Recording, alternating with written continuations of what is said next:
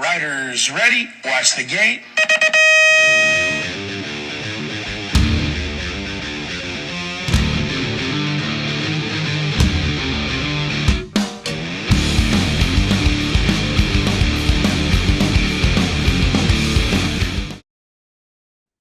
Hey, welcome back to the Dirty Knobs podcast. I'm your host, Hollywood Mike Miranda. My co-hosts are, as always, JV James Vicente and EC Eric Carter. On this episode, we talk about racing on the East Coast. Pretty interesting, pretty funny, and have a couple of special guests, our former teammates. We're going to talk about Dirtyfest, a little bit of a recap of Dirtyfest 3. We want to announce that, hey, the Dirty Knobs are going to be at the Hall of Fame in Tulsa. We're going to do a special show there. Finally, I want to make sure I invite you to stick around to the end. We've got some outtakes. You're going to learn how hard it is to schedule one of these dang things. And finally, before we go to the show, can I ask you all just say a prayer and send out the good vibes to my hero and our friend, Mr. John Cruz, who's going to be undergoing a surgery next week, and it would mean a lot to him and a lot to us if you could include him in your prayers. Thanks, man, and good luck, Johnny. Anyway, enjoy the show. Yeah. You don't have any idea what we're talking about today, do you? Perfect. All right, here he goes. Here comes JV. All right, nothing, dude. I know, it's perfect. You don't need it. You don't need it. You just be you, it'll be perfect. Yeah. Hey, oh man. All right. Let's see if my What do you got? There you go. Dude, I got to be part of the team. You didn't get the message, huh? No, I got the message from JV loud and clear yesterday. What was that? Dude, he got on my ass. Every time we all have our jerseys on, you don't have yours on. See? Well, for the picture. Yeah, well, I was, I don't know what I was doing, why I didn't have it on. JV, are you just plain white tee? Yeah. Just running the stock white? Yeah, just plain white. You? What do you got rolling? I'm supporting our buddies over there. Yeah. Oh, very nice. Yeah. I have one of those hoodies. You know how I do it? I literally, man, I go into the closet and when we're going to do one of these things and I just walk in and I just start rifling through my t-shirts. I got a lot.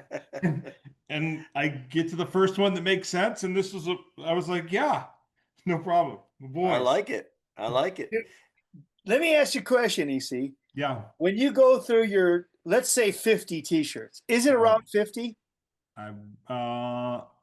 Yeah, probably. Maybe. Yeah, mine's probably around 50, the same. Maybe more. If you start on the far right, how many do you have to go before it's not bicycle related in some way? Oh, it's impossible. Yeah. I mean, I have a few that are like that, that the wife gets me or the kids get me like on Father's Day or something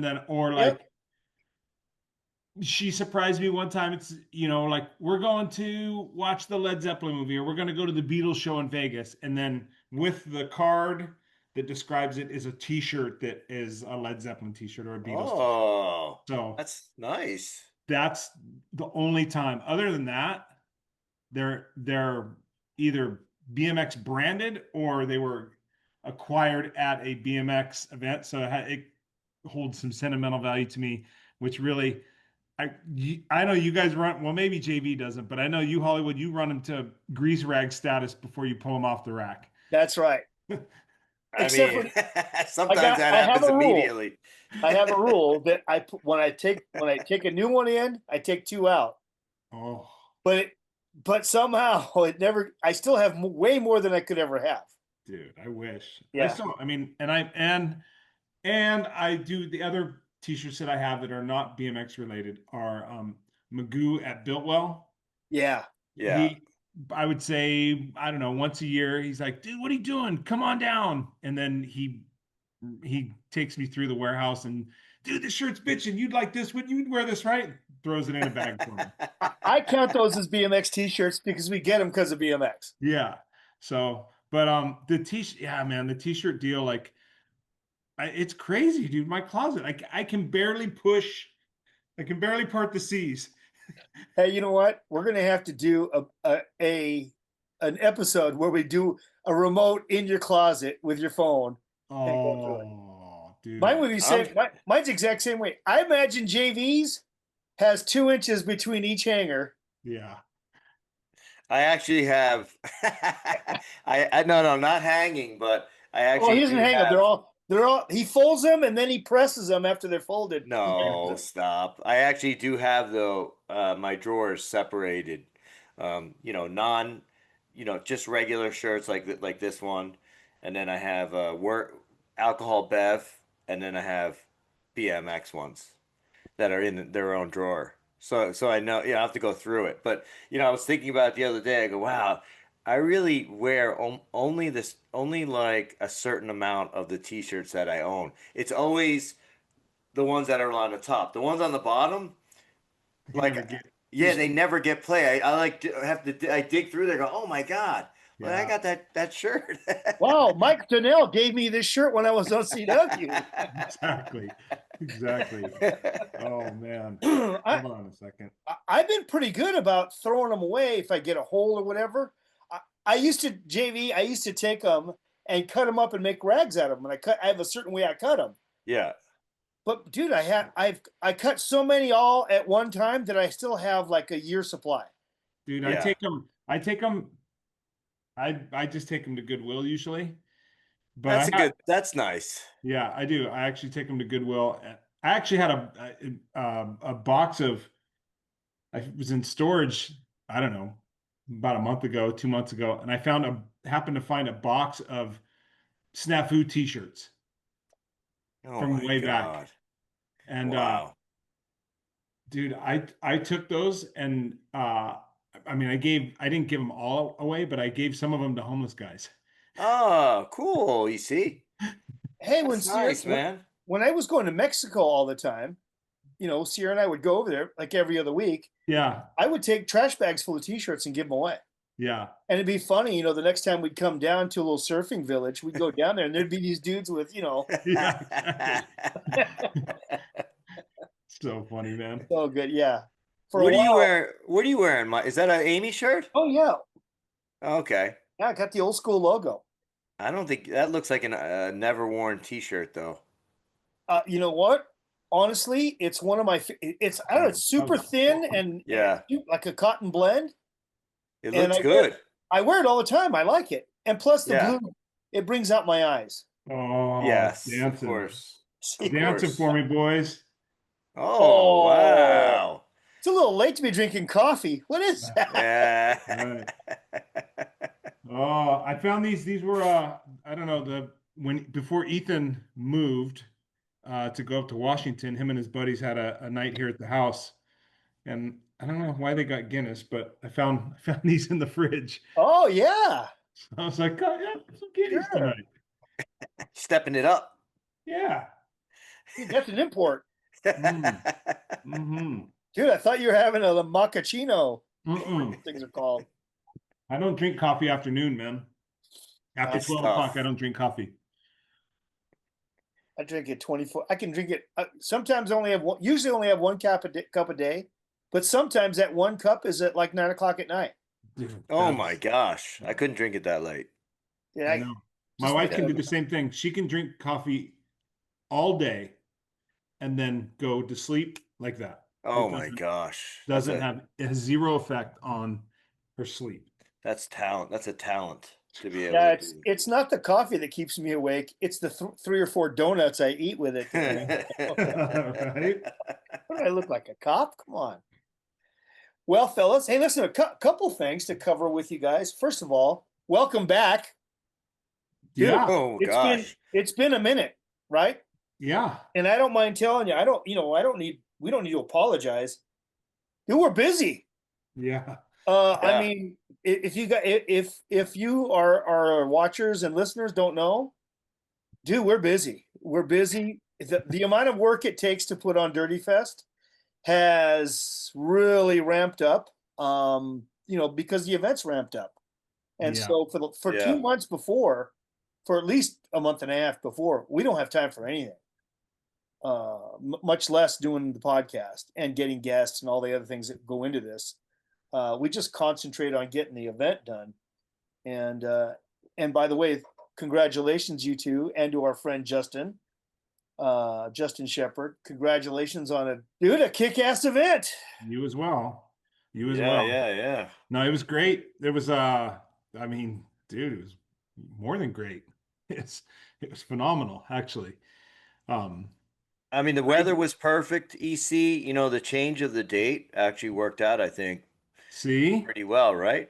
Yeah, I think it was yeah, I think it really, really worked out well. And I think also that there was a I saw, you guys wouldn't notice this, but I noticed that there was a bunch of kids from the valley that normally would be in school or have school stuff Oh, right, going because on. after school, right? Yeah, yeah, Much yeah. easier, much Yeah, easier.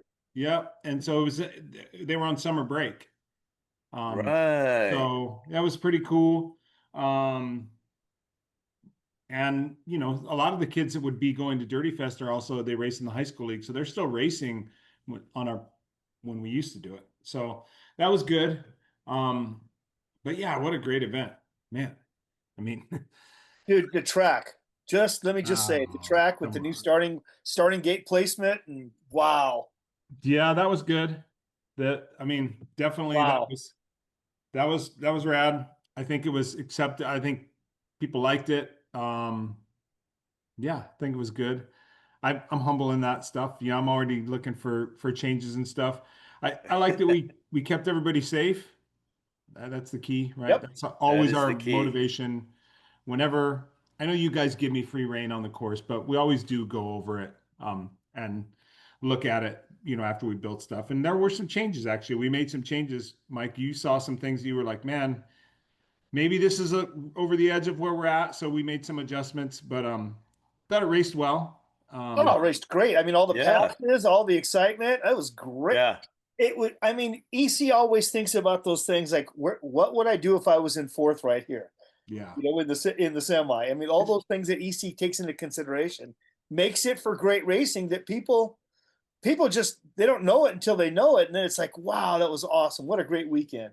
Yeah. It is amazing. I think I told so many people this, EC, and I just remember when I first got there, and you walked me through the track and the different lines and how you made it. I mean, uh, it says a lot to the way that your brain works and all Mhm. that, which is obviously why you were a champion, in racing because of the way that you. I mean, you were telling me all this stuff, and I was like, "Fuck, Right? this is Who a thinks like this? The yeah." No, no, science. seriously, I Yeah. was like, "Holy cow, this is so awesome to hear you do that."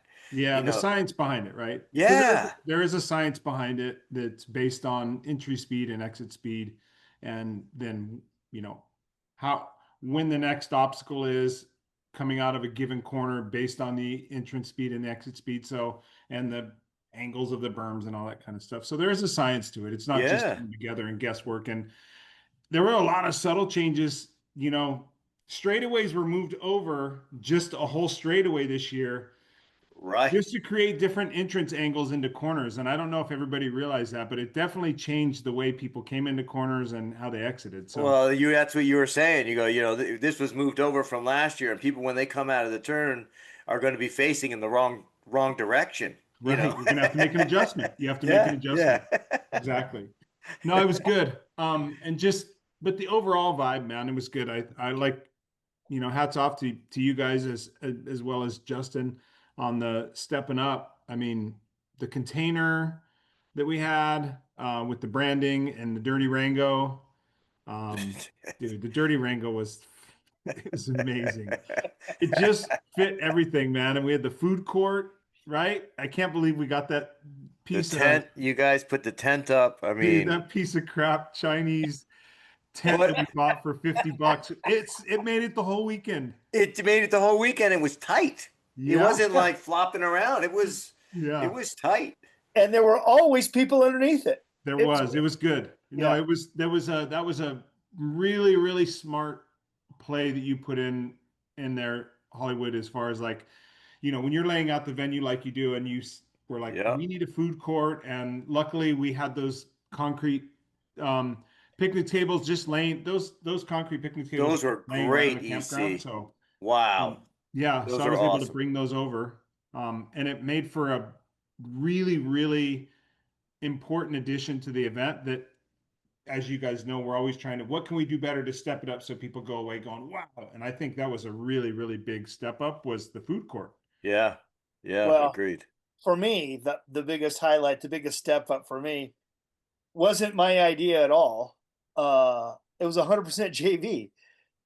Was the Dirtyfest sign up on the top of the hill? Yeah. Oh, you made it though. You Yeah, made it. Yeah, but no, talk about a community effort. JV had the idea to build a Hollywood sign up on the side of the hill, and EC it was the one that said, let's put it at the very end of the valley so that everyone will see it no matter where you're at. Yeah. And then so the next day I went and bought 8 sheets of plywood, That's cut them and crazy. painted them, in one day. It's amazing. And then Justin comes up with, we should put lights on, solar lights, so you can see them at night. I was like, amazing. Yeah. That was really good. The lights. Dude, At the night. first night when there was just us there Oh, and they lit Right. up for the first time. Letter by letter. Letter by letter. Yeah. And the last letter didn't light for like another 2 minutes. Come on, what's going on? And I was just ready to start walking up there with, to figure it out. And when it came on, I was in the middle of the valley and you guys were down at the bottom. And when it came on, I turned around, I saw you guys all going, yeah. Yeah. We were screaming. Yeah, it was great. It was that was one of the highlights for me. yeah. that But was awesome. I mean, it's grown. I mean, our attendance was huge. The racing was great. The Motos were good. We had a lot of motos this year. a lot of motos, more Yeah. classes, a lot of little kids. A lot. That was the good part about it too. Our feeling on trying to, get the younger generation, I guess, to understand what we did back in the 80s and some in the 70s. I mean, this was it. And some of the younger guys got to see that. It's got the kids, which is great. Saturday night was, Friday night was pretty dang cool, man. Yeah. So, it was the first time we've been able to, in the past, we haven't been able to, as much as we've wanted to get into the village, we haven't been able to get into the village and aside from just being in the village. And this year, working with Ian and Caitlin and Shannon, who does the activities. The entire KOA staff, really. Yeah. They, the concept, when Bob came to you originally with the idea, and then, I mean, you were off to the races with the drink that matched the coloring and stuff. I mean, you, from a marketing standpoint, you crushed that. And, but it was really, really good, man. The Friday night thing turned into not just foot down, but turned into having the SE guys, the SE wheelie group from Stockton come down with Damon and the bus, and they did a big wheelie demo for us. That was awesome. And then, of course, foot down. Yeah, foot down was great. Yeah, yeah. No, it was Got good. a little flatland little session afterwards. Yeah, the Legends of Freestyle Jam was great. It was great. And then going over to have Bob Harrow do his Iconics brand launch there at our event was great. And my favorite part of that was at the end, those 20 to 25 influencers and the media guys all taking pictures. That was it right there. That made it for him. Yeah. I mean, and Saturday night was. It is what it is. I mean, Saturday night. I mean, it's the highlight of the entire event. Yeah. With the added Mongoose Scooter Moms race was hilarious. Yeah, they went for it. Yeah, so good. So that's good. A lot of pushing, man. Oh, yeah. There was some laying down too. It's pretty funny. Yeah. Oh, anyway, great event. Looking, we've already started for next year. I mean, so we have some announcements to make, and we won't do it now, but we got some announcements to make next week that are going to blow people's minds. Yeah.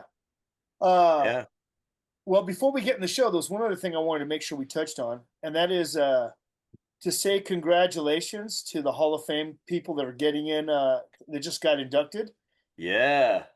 And I want to say to JV especially, congratulations, JV, for being the influencer to help get Mike Polson elected. I was pushing for Mike. But That's you great. know, we just because of the Woodward thing, and he's a guy who was just a good dude. He's just a good kind of humble guy, quiet.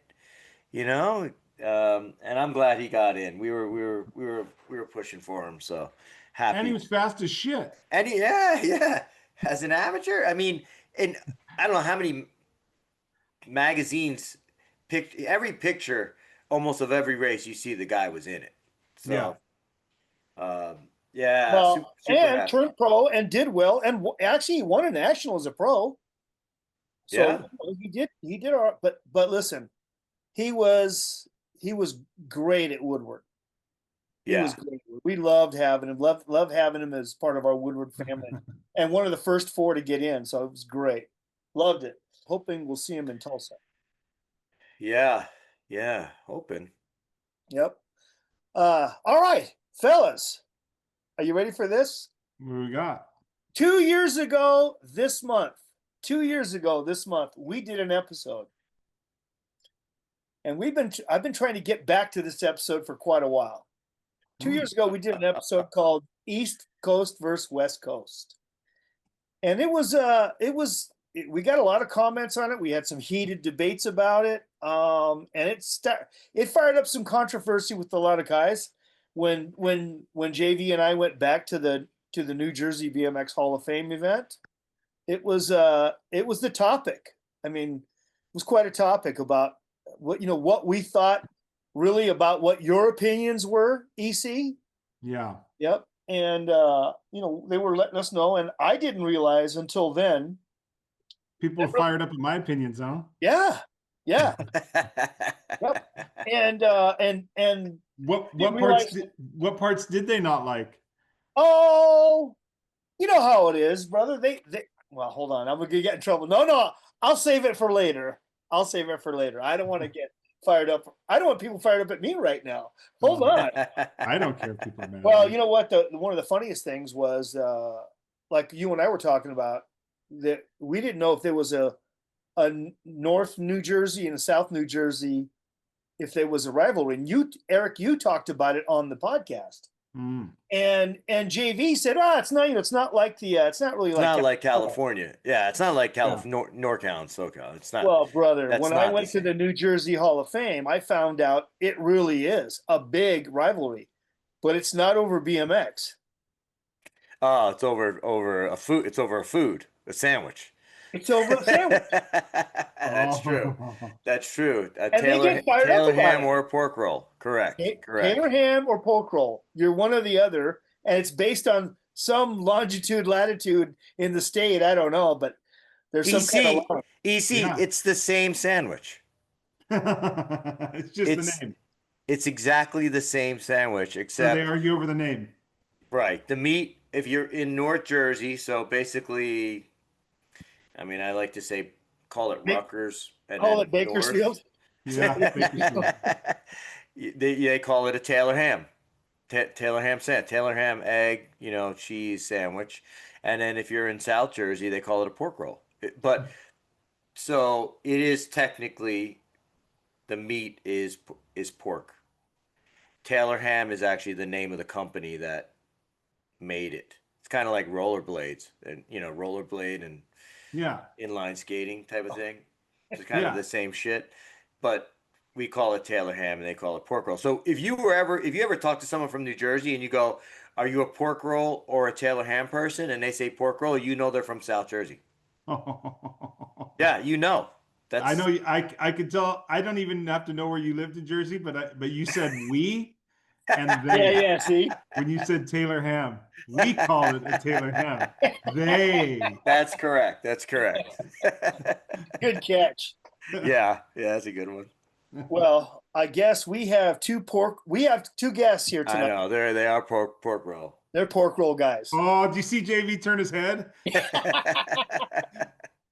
He turned it to the side. I'm surprised we didn't get it.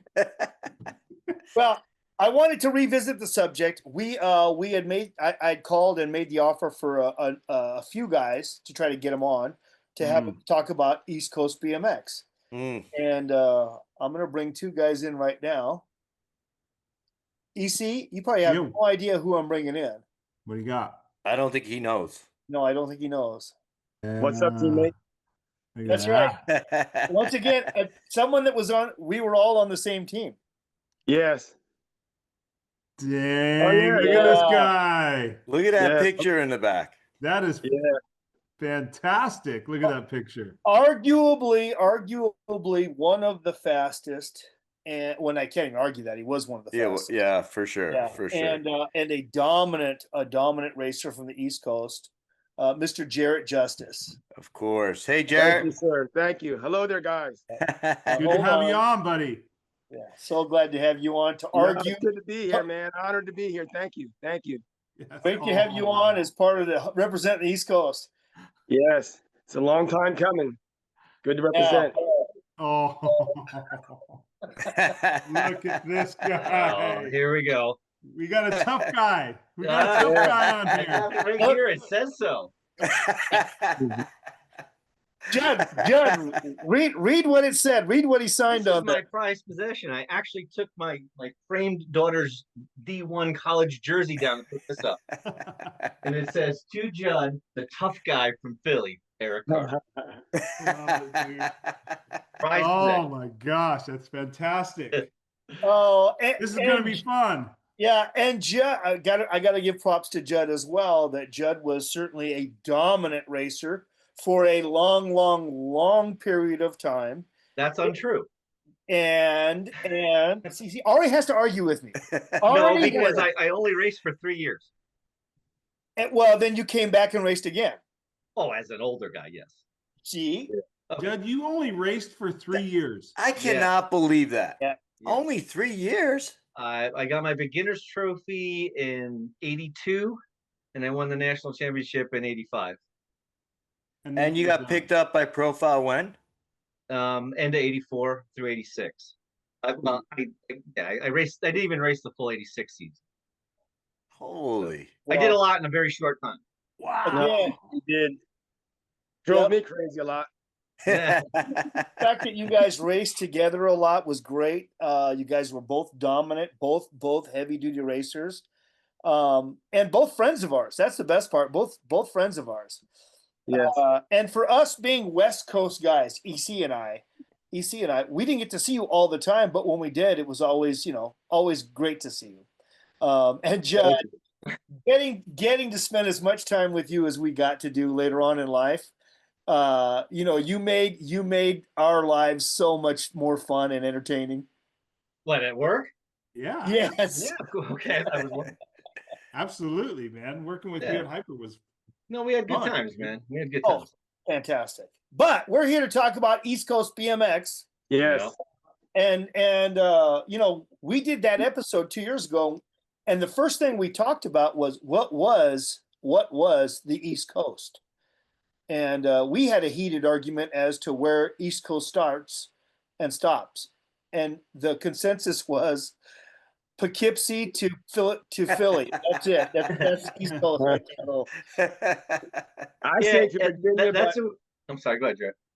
I say to Virginia. Yeah, Shepard says the same thing. He goes down south a little more. Yeah. Yeah. And no, I would say Pennsylvania, New York, and New Jersey was East Coast. That's it. And then when you get up into Massachusetts, Connecticut, all those guys are not East Coast, they're Northeast. Northeast. Yeah.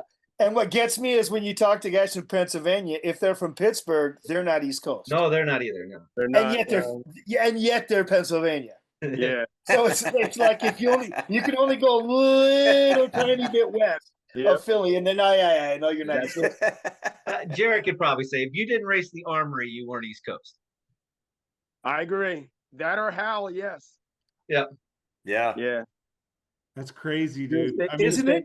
Yeah, JV, you said the same thing as Jarrett and Judd about the Armory and those tracks.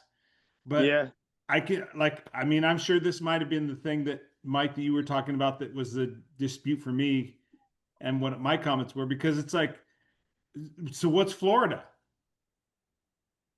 Florida's Florida. Southeast. Florida's its Florida, own. Florida. Florida's its own. Yeah. Yeah, but you can't Like count them because they California. could ride all year long. That was an unfair thing. Gotcha. So East Coast, and They I were think I building talked snow about, jumps in February. That's true. Snow Yeah. jumps. and I think I talked about this Week. two years ago. I think I talked about this and said, I think it's the attitude, right? It's the attitude of, because as you go farther north, there is a bigger, I'll say a bigger chip on the shoulder as you go north. I don't And know what you're talking about. Yeah. We have our guys like that. Yeah, we do. We have our fair share of guys like that. Yeah. I love it. I'm not a hater on it at all. I love it. I think it's good. Yeah. Same with the NorCal and SoCal. I know guys would get really heated about it. I actually like that the NorCal guys took so much pride in NorCal and it created the rivalry and all of that. I thought it was fantastic and I thought it was good for the sport. No, Well, I agree with that. I would 100%. tell you, like Jarrett, you know how you can say differently, but I always supported you when you did well, when we weren't racing each other, because you're an East Coast guy like me, and I would Yeah, love to yeah. see you win or beat some of the West Coast guys. I was always happy to see somebody that was from the East Coast win. I think all the East Coast guys are like that as well. Yeah. Good Yeah. for each other. It's funny. Yeah. I have 5 questions written down, and that was absolutely one of them was, did you guys cheer? I know that when you're in the gate next to each other, it's a different story. I assume that because that's how it is in racing. Yeah. But when you crossed the finish line and you saw it was another East Coast guy, did it make a difference? Yes. Oh but yeah, like, always. for Jarrett and I, like we raced each other for a good part of the summer, and he would move up class, and then I would get to see him race, or Right. I would race right after him, and if he won, I'd like go give him a hug if he did something awesome, because it was just That's true. I loved watching him win. Yeah. I think it was No, us. I think it was, when you think about the East Coast, which is that small pocket, I guess, that we're considering, that, and you compare it to the West, we're underdogs either way, right? I mean, there are so many riders. Stop it. I mean, look, it's where it started. I mean, you have a lot of riders from the West, and we're not that many, and we're seasonal. Yeah, That's we're where you can bring seasonal, the but you violin. think of all the fast guys from our age that and eventually, had short runs there. Franco, Mark, Judd, me, Farside, King of New Jersey. There are our fair share of fast Yeah. guys in those mid-year groups. Back in the '80s, we had our fair share. Yeah, Spanky, Chris, Frankie, Chris. Yeah, there's a lot of Yeah. guys. Kenny Amon. Kenny Kenny. Amon. Yeah, Kenny was a beast. I'd Yeah. love when he came to Howell. I'd love it. Yeah. I Yeah, think one of the things that when you think about that, like how we had short runs, is I don't think many East Coast guys, because we weren't in the magazines all the time, we didn't get all Sure. the hype. We never saw ourselves have a pro career. It just wasn't something I ever thought about. Maybe I could have done all right, maybe, but I didn't see it as a actual career as an East Coast guy. And I think a lot of people are that way. So once you get a certain age, you're just like, all right, well, it's never going to be a pro career for me. I'm done. I Or mean, Jarrett, you turned and yeah. But it was towards the decline of BMX. There weren't many rides out there. I mean, my last year that I raced full time, I got National 2 and Cruiser and 5 and 8 Pro, and they figured it'd be phone calls, but there was nobody out there giving out rides. So I think I was deserving of one at that time, but there was maybe 4 or 5 teams that had professional riders out there that were worthy of a good decent ride back then. But there were no phone calls, so I was like, you know what, time to pack it in. Let's go get a real job. So I think those are fair assessments from both of you guys on that. The rides were limited, and especially Judd's point of view that that pathway or the visual to the pathway to being a pro rider from the East Coast, it didn't exist. And I mean, by all accounts, it really had to do with where the media was located and the bias that was. Dude, we got more pictures. We were no doubt. we Yeah. did. I mean, there's no dispute about that. We got more pictures. We were available for photo shoots and things like that, and that's why you saw guys like TC even though he's not East Coast, but you saw guys like that. They Yeah. packed up and they moved. They were like, Yeah. dude, you know, I got to go to California. I have to be there.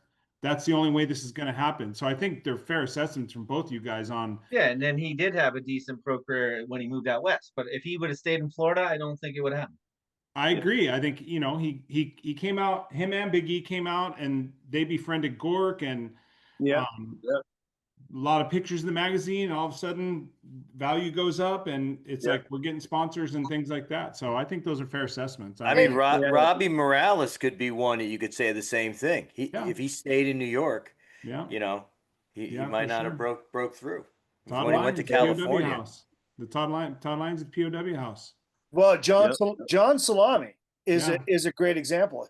He wanted to be a pro, and so he just packed up and moved to California and moved into the POW House and worked at GT and dedicated his life to being a BMX racer. Yeah, that makes sense. And that POW House was a gateway to a lot of guys trying to make that jump. Yeah. I just didn't like anybody from California, so I saw no reason to go there. And that's why you still live on the East Coast, too, probably. I was in San Francisco for 9 years. I tried it.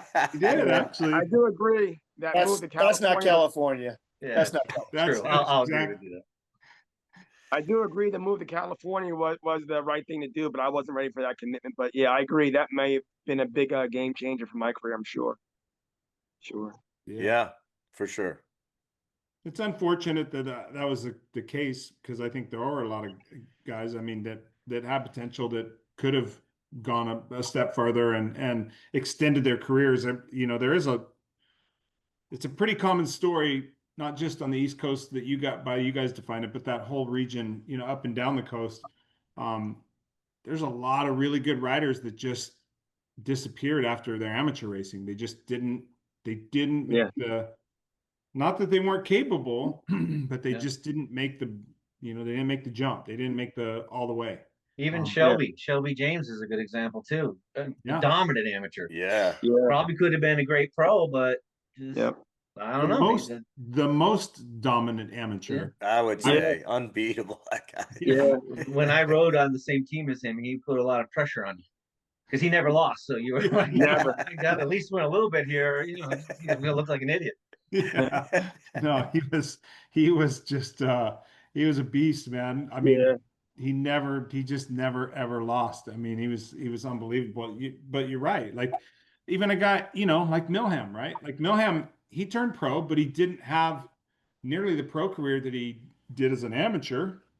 I mean, and he was fast as shit. So it's a you know, it's an unfortunate it was an unfortunate situation in the industry during those times. I think it's you know,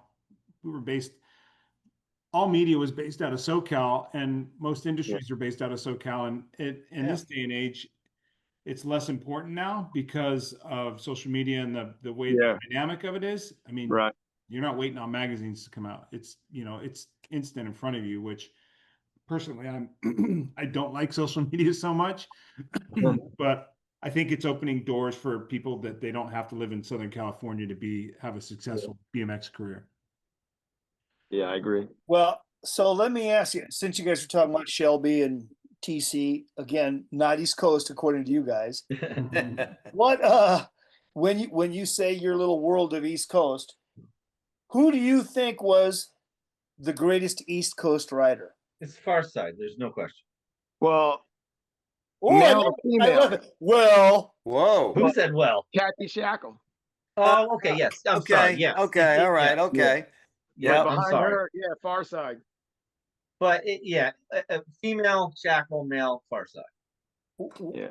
And I'm like very close friends with Kane Amon, and he was a great rider, but no, he wasn't Farside. But dominant. Yeah. Very dominant. Yeah. Kenny, I would say Rich was dominant. Kenny worked for every inch, and he had a lot of really good results. And I think, you know, he only lived like 10 miles away from me. And everything I learned about grit and determination was from that guy. I love it. Yeah. Well, so national #1 amateur, whether male or female, is a title, is a big title. Yeah. fun. Yeah. Yeah. And those are 3 names that got it. Yeah. Yeah. Right. Eamon won, and Bailey won both titles that one year. He Oh, won amateur and cruiser. Yeah, he won Yeah, he cruiser did, and yeah. 20-inch that one year. Yep. He's so humble and quiet about it. I remember Eric Roop told me, he's like, hey, Kenny, I saw, everyone knew he won the 20-inch because it was a big deal with him and Kokoris and Ricky Anderson all. And then I remember Eric said quietly, he goes, hey, how did you do in cruiser? And Kenny goes, oh yeah, I got number 1 in that too. Just like it was Kenny, like no big deal. Kenny. Yeah, that's Kenny. And he wasn't the biggest guy. No, that I think that's what inspired me. Like I could see him, and I was a lot bigger than he was. Maybe not that much taller, but a bigger person. And I watched how fast he could go and how little he was. Right.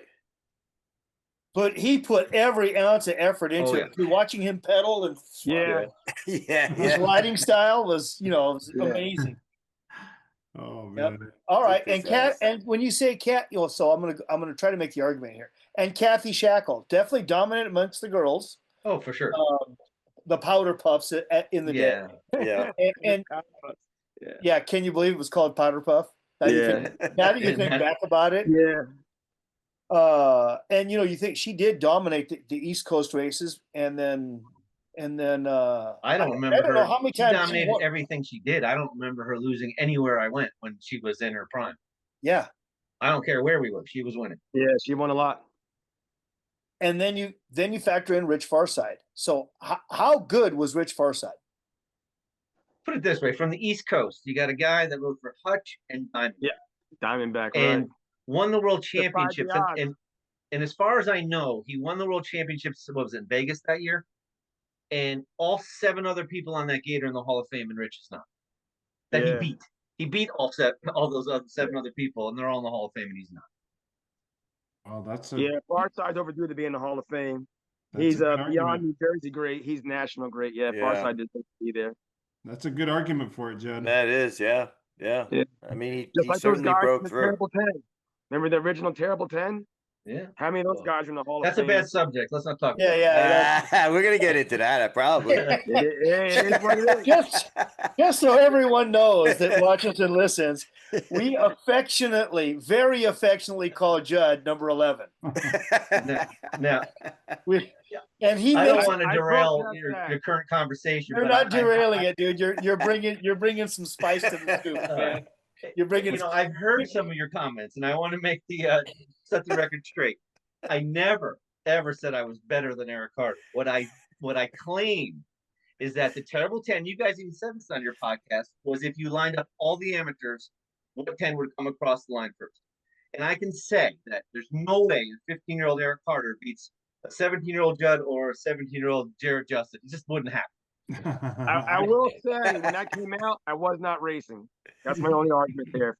I was not racing. It took about 6 months off when that came out. So that was during that. But granted, if you were healthy, would you think a 15-year-old Eric Carter would beat? I think you have a good argument.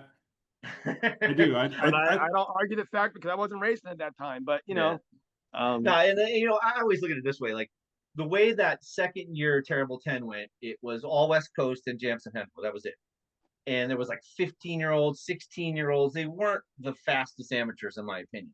They were fast amateurs. And granted, Eric, you had a way more, better career than I ever could have. But you were young. And if it was the fastest amateurs, I don't believe you could have beat. Not case in point. Not with the age difference. But case in point to Eric's point a few minutes ago about West Coast and availability and just exposure. That was a good example of that. Well, Judd was asked if he was coming to the race to take the picture. No, I wasn't. No. Judd, I'm trying to get you in, man. I'm working for you. I'm working for you. I did have Gork come up to me in Orlando after that came out. And I didn't even know who Gork was. That's, I had no idea who he was. He looked like a young kid, younger than I was at that time. And he comes up to me and he goes, "Hey, you're Judd Ciancio, right?" And I go, "Yeah." And he goes, we've been getting a lot of letters with people upset that you didn't make the Terrible 10. and I didn't even know that he was editor. I had no idea who he was. And my response was, if BMX Action was too cheap to fly me out for the photo shoot, I'm sure Profile would. And then later I realized who he was. Like, whoops. No, I think part of it had to do with being in California, and so yeah, but like even like not only me, but like TC won the title and beat me in for the title that year. TC was another person that could have been in the Terrible 10 that year. Gork got to see me ride more than he probably got to more than he got to see you guys ride, because he was I was Orange Y local, right? And so he got to see me ride more. I did win world championships when I was 15, so I was world champion at the time. But I do think that Gork was, when you put it on the premise that you're saying, which if you line them all up on the gate and there was one big race and they would finish at a certain spot, yeah, I think on that premise, yeah, I could see what you're saying, but I think Gork it changed, because you remember the first year was all like 17 and overs and Ricky Anderson. That was it. Yeah, there was no young guys in there at all. That was a crazy. Yeah, that was. I mean, dude, that Terrible 10. Paul Gossrow, come on. And go back to Farside. He was in that Terrible 10, and all those other Terrible 10 guys from that first year are in the Hall of Fame. I mean, I'm looking at it. Richie, Eddie, Gossrow, Well, Ellis. Gossrow's not in, is he? He's not in yet. I don't believe he is. Ellis, Polson, Charlie, Richie, Didi, Nelson, and Daryl. Well, you know what? Nelson's not in. He's East Coast. Gossrow's not in. He's Midwest. Farside's not in. He's East Coast. But everybody else is. But it is whitewashing your argument a little bit there. Yeah. Yeah, no doubt. I do want to ask the next question off of one of the things that were really different in talking to the East Coast guys or the West Coast guys. Whenever we from the West Coast went to the East Coast for the first time, we were just blown away by the tracks, the NBL tracks, how wide open and how cool they were. It was just so much different than what we were used to. What was it like for you guys coming to either the West Coast? Well, I may ask two-part question. What was it like for you guys coming to the West Coast for the first time? My first time in California, I could not breathe. In LA, I just could not breathe. The air just killed me. I don't know what it was. I guess it was the smog back then, the elevation. I just could not breathe. It just took the life out of me out there. I don't know, man. It was just terrible. The tracks, dusty, no traction. Dry, dusty, Yeah. I remember one of my first trips out there was at Devonshire Downs, which was a gnarly track. The one with the hopefully I didn't have to do that giant pro jump, but that was kind of a gnarly, West Coast track, and then it was Ascot, which was just a lame track in my opinion. That was my first trip out there, Ascot. Yeah, but I remember, I did okay at Devonshire Downs, but like I remember some of the West Coast guys were like, "Ooh, this track's a little sketchy." I'm like, "What are you talking about? It's just normal." It's downhill and it's normal. I'm not worried about this track. Yeah, I feel like the tracks at the time that were the ones that everyone thought were really awesome were the ones in Florida. I would say South Park and Louisville, Nashville. And Nashville. I mean, was it Sarasota that had the first concrete turn? That was Miami. I had a centerfold picture of me coming around there, and it had a rebel flag painted in the bottom corner. Something you'll never see again. Oh, that went away with Powder Puffs. Yeah, but no. I mean, you're right. You're right on Nashville and South Park. I mean, those tracks are awesome. But I just remember, wow, they got a concrete turn. Yeah.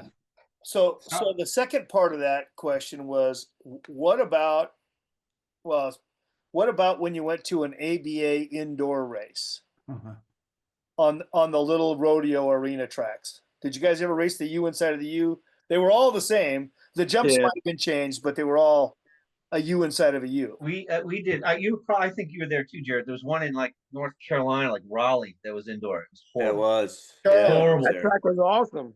That first jump was like like a peak. Jared must have That's won where all. you had the tabletop into the bold turn into the triples. That was awesome. Yeah, I love Jared, that. Jared tripled. Yeah, Jared tripled both days. I don't have the same memories as from that race. I like that track. Hmm. Now, NBA tracks for me, man, they were a lot steeper than East Coast tracks. I hated that gate. Had to get used to that, but the tracks for me, they were just far more steeper, more aggressive. Just took some time to get used to that stuff. You're saying the ABA tracks are more aggressive? Back Oh, then, yeah. back then, yeah. Aggressive. NBL first jumps weren't that steep. They might have had the same height, but the angle of the first jump, way Yeah. steeper. Yeah, way steeper. They had to. Well, yeah, the NBL tracks couldn't be that steep because you were going Not too 10 fast. miles an hour faster. You would just launch.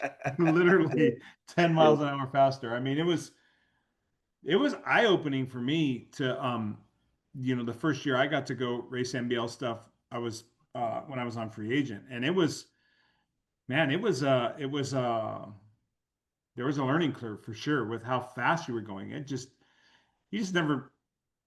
I mean, there was Corona when I was a little kid, but it's not the same. Like the old school downhill BMX tracks were not the same as NBL back east BMX tracks. Like the way the berms were really massive and big, and you could carry speed, and you can ride on all different parts of the berm and still come out with a shot at being at winning the race. You could be in fourth with 2 turns left to go, and you could take the shittiest line in the berm and still have a chance to win by the time you get to the finish line with the way the NBL tracks were designed. Where with the ABA stuff, with those U inside of U, man, it literally funneled down into a goat path, and there was nowhere to go. You just rammed into each other. Yeah. It was always like a lot of those NBL tracks. It was 45-16 time for me, and I never rode a 45 at an ABA track in my life, just because they had the straightaways, they were fast, and I could go up a gear and really, really get some power down. I loved it. I remember. I mean, I was a West Coast raised kid, racing in all those little horseshoe barn arena type things on ABA stuff. But I think my career really took off when I got on Hutch and was able to get back east and race NBL and start winning some of those races and really get into how much berms, how many lines there were in the berms. It didn't matter. For me, I loved it because I could get a 6th place start and be patient and through the pack because you could, because it was available. It afforded you the ability to do that. As long as you didn't panic and you were thinking about where you went, you could be drag racing to the finish with a 6th place start in an NBL national. True. I do recall Cal Palace about 84, 85, about 84. They had moguls at the end of the last straightaway. Like, what was that? They had like 35 piles of dirt, just half-foot high mountains. I'd never seen that before. Track builder ran out of time. Yep. Hey, every week the track was different, and every week there was some. I mean, for a while there, 84, 85, they were trying all kinds of new stuff. Yeah. And some of it was completely hokey. Yeah. The Z jump where it was a double with a line in the middle and an angle. Yep. There was some goofy stuff being built, but you know what? It was always a U inside of the U. We didn't know what side of what side the gate was going to be on. And like you said, Jared, you hated the gate. If you had 1 or 8, the gate flexed a lot. Oh. It was the same. It was goofy, but it was hard racing. It was still, like Judd said, it was still the 7 other guys. Yeah. It was hard racing. You had to be tough. You got and you were getting pimped all the time. All the time, yeah. Racing was much more aggressive on the track. Had to be. Yeah. And a lot more physical contact in the ABA.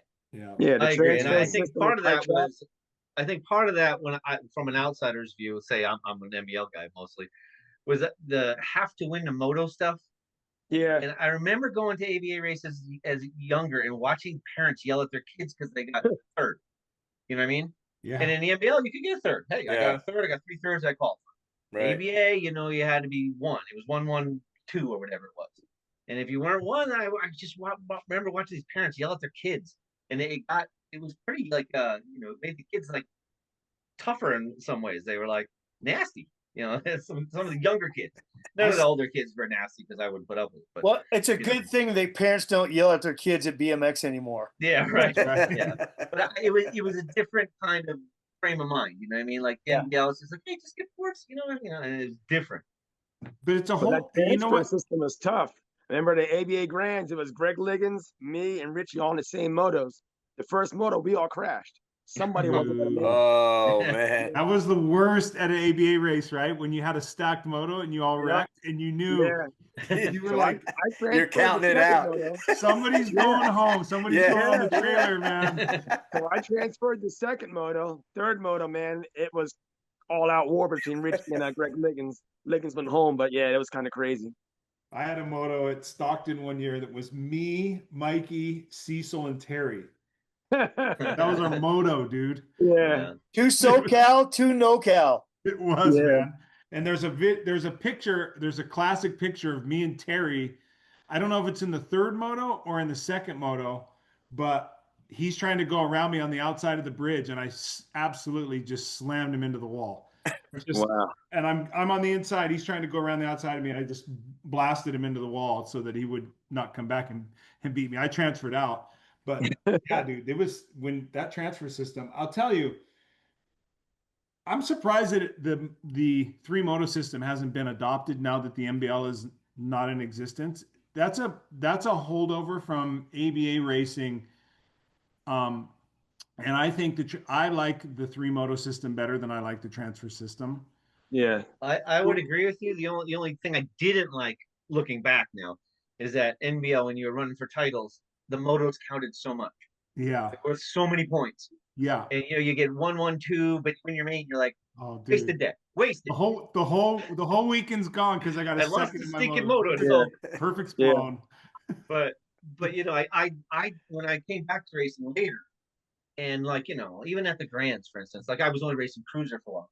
Yeah. I qualified first moto, I sit down for 2 days. Yeah, it's horrible. Yeah, and you just sat there and you waited for your quarter to come up, and it was a day and a half later. Yeah, that's my point, Judd, is that I think it's a holdover system from the ABA days, but now that and I can understand why they would want to stick to that. It's like NBL does it this way, this is our way, right? Yeah.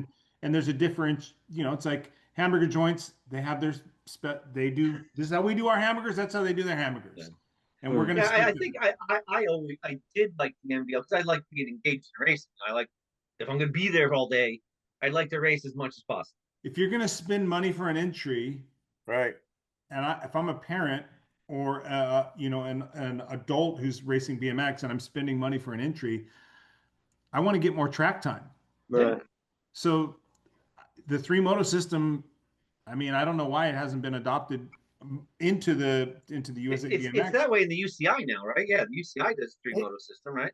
It is adopted into it if you have less than one full gate. Well, yeah.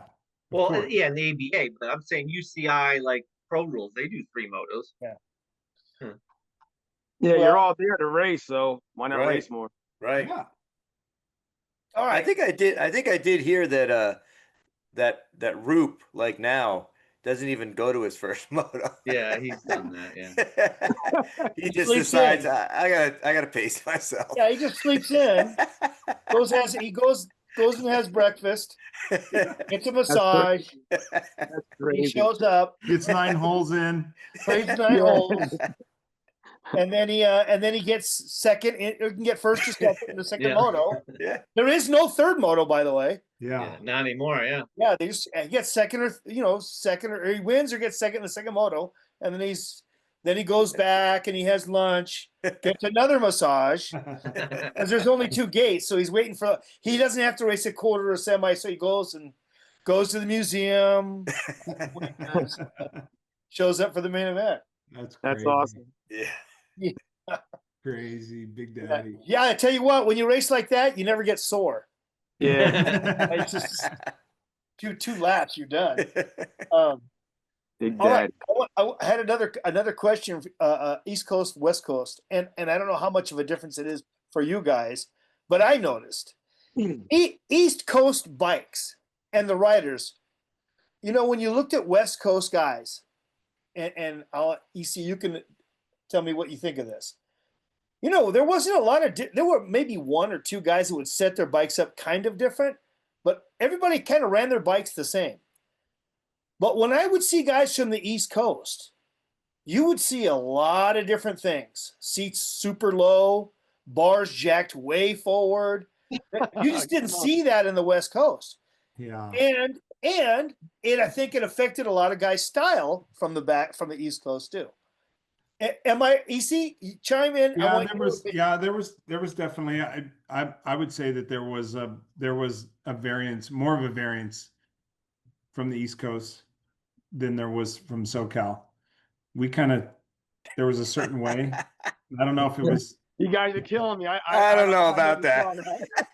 I don't know about that, man. Yeah, I don't remember anybody's bike looking that different. Okay. Yeah, we all rode our handlebars forward. Some guys have Chicago style. Didn't they some call guys it were- Chicago style when we took cars that far forward? Let me throw out a couple of examples. Dave Okay. Clymer. Who? Yeah. Dave Clymer. Clymer. I Was remember him. he's yours. He's your guy. Eh, eh. Hey, and how about Spanky Campbell with the praying mantis? His handlebars weren't forward though. He Yeah, rode, yeah, he rode like yeah. that. Yeah. His grips were down or something. I don't know what he's doing with it. Like, you know. Wow. There was some crazy stuff, and it was probably a little bit after Jarrett and Judd's time, but man, seats started getting crazy. Seat heights were low. Lawan high, Cunningham. and then grips started migrating. Coming in. Yeah, I remember when I came back and raced pro for a short while. You know, I took like 2.5 years off and come back, and everybody's bars were like 8 inches shorter or 10 inches shorter. I'm like, what is that about? Right. Like, it just happened. Like, and I'm like, why are your hands touching? You know? Yeah, these guys, and they would have some of those guys would have like 2 inches of bar sticking out. You know, they'd hold so narrow, and they'd have 2 inches of bar sticking out on each side. Man. Wow. And I think of like Lawan Cunningham. His Yeah. his seat all the way down pointed upwards. That's because he had a 22-inch inseam. Yeah, the guy was only like 5'5". He was fast as heck rider, but he was very short, unfortunately. He was a short guy. Short. He was short, but damn, he was fast. Yeah. It was a strong as weird shit. thing with Lawan and I. For a while there, whenever he got a picture in the magazine, you flip the picture, you flip the page over, and I had a picture, and that went on for like a whole season. No If way. I got a picture, you flipped, and he Wow. was right on the next page. It was a really weird thing. It's like a phenomenon. It's like, I hope Lawan gets in real well because I'm getting in. That's crazy. Well, the next two questions, it's the same question for both of our guests in a different way. So, Judd, you were on the team on profile at the same time that they had Eric Roop. Is that No, correct? that's not true. Oh, I thought you was. No. So Eric was we there had a a pro year on the gap. team? Was there, Zagers, right? Rick Zagers was our pro. and what was it like to travel around with Rich Zagars? Rich, I don't think liked me very much, because I'm a wise ass, you know. Yeah.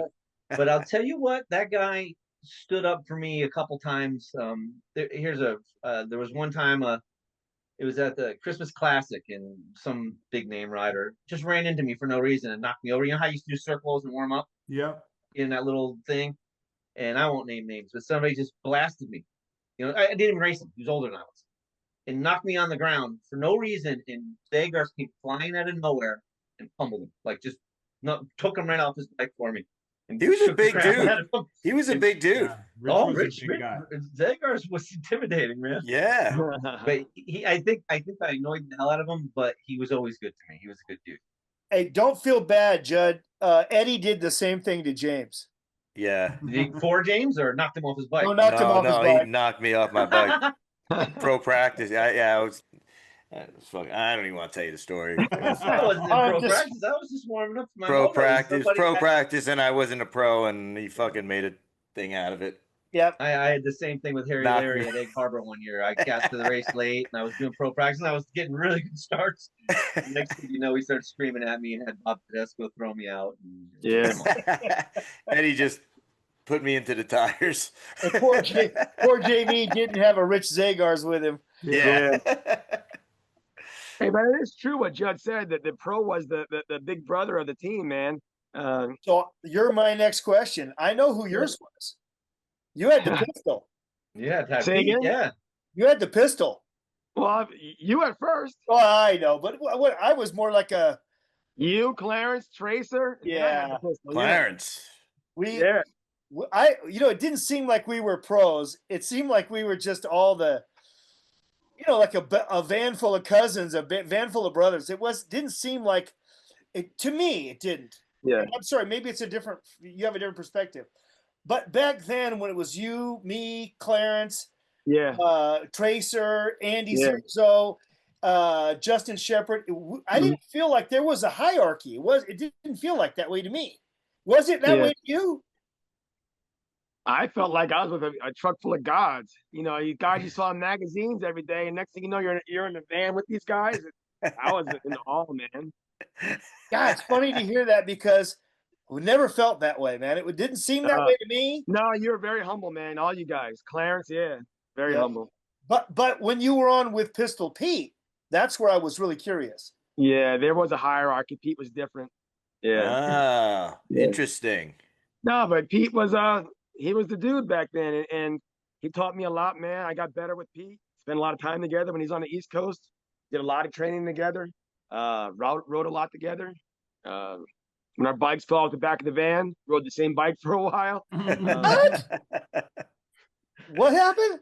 On the turnpike, I believe our bikes fell off the back of the van or the top of the van, and we built up like one big cruiser. Pete and I rode the same bike for a few races. Yeah. Oh God, that's funny. Gear, and it was way too hard, but I was going way fast with that gear. But yeah, it was pretty cool, man. Do you remember? You brought it up, but you got the first memory you have of joining the team, Jarrett, and hooking up with them. Do you have that memory? It was a slow transition because I rode for Reed at first. Reed picked me up, and I rode for him on the East Coast team. And wooden wheels, baby, wooden wheels. Yeah. And I had the yellow sleeves, and you would see the guys on the full factory team, and you get to interact with them, but you didn't get the black sleeves right away. I got the black sleeves, like I guess late in '83 maybe. So it was like a slow transition, but still, like I see, Miranda, Hollywood, what? And it's next to me. It's crazy, all those guys. Debbie Calzo, Billy, come on. Awesome. That's a killer team. Yeah, it was, man. I was very humbled to be chosen to ride with those guys and get a chance to do that stuff, man. Roger Warsham, thank you, brother. Yep. Hey, yeah, you were fast as shit though, so yeah, exactly. That wasn't charity, man. Yeah. Roger wasn't in the charity business, dude. Nah, Roger's a good dude, man. With my mom's house. He just reminded me, my mom's house, they still have one of those old Rolodexes. Yeah. And you go to the C's, and there's CW and the number to the factory in there. Yeah.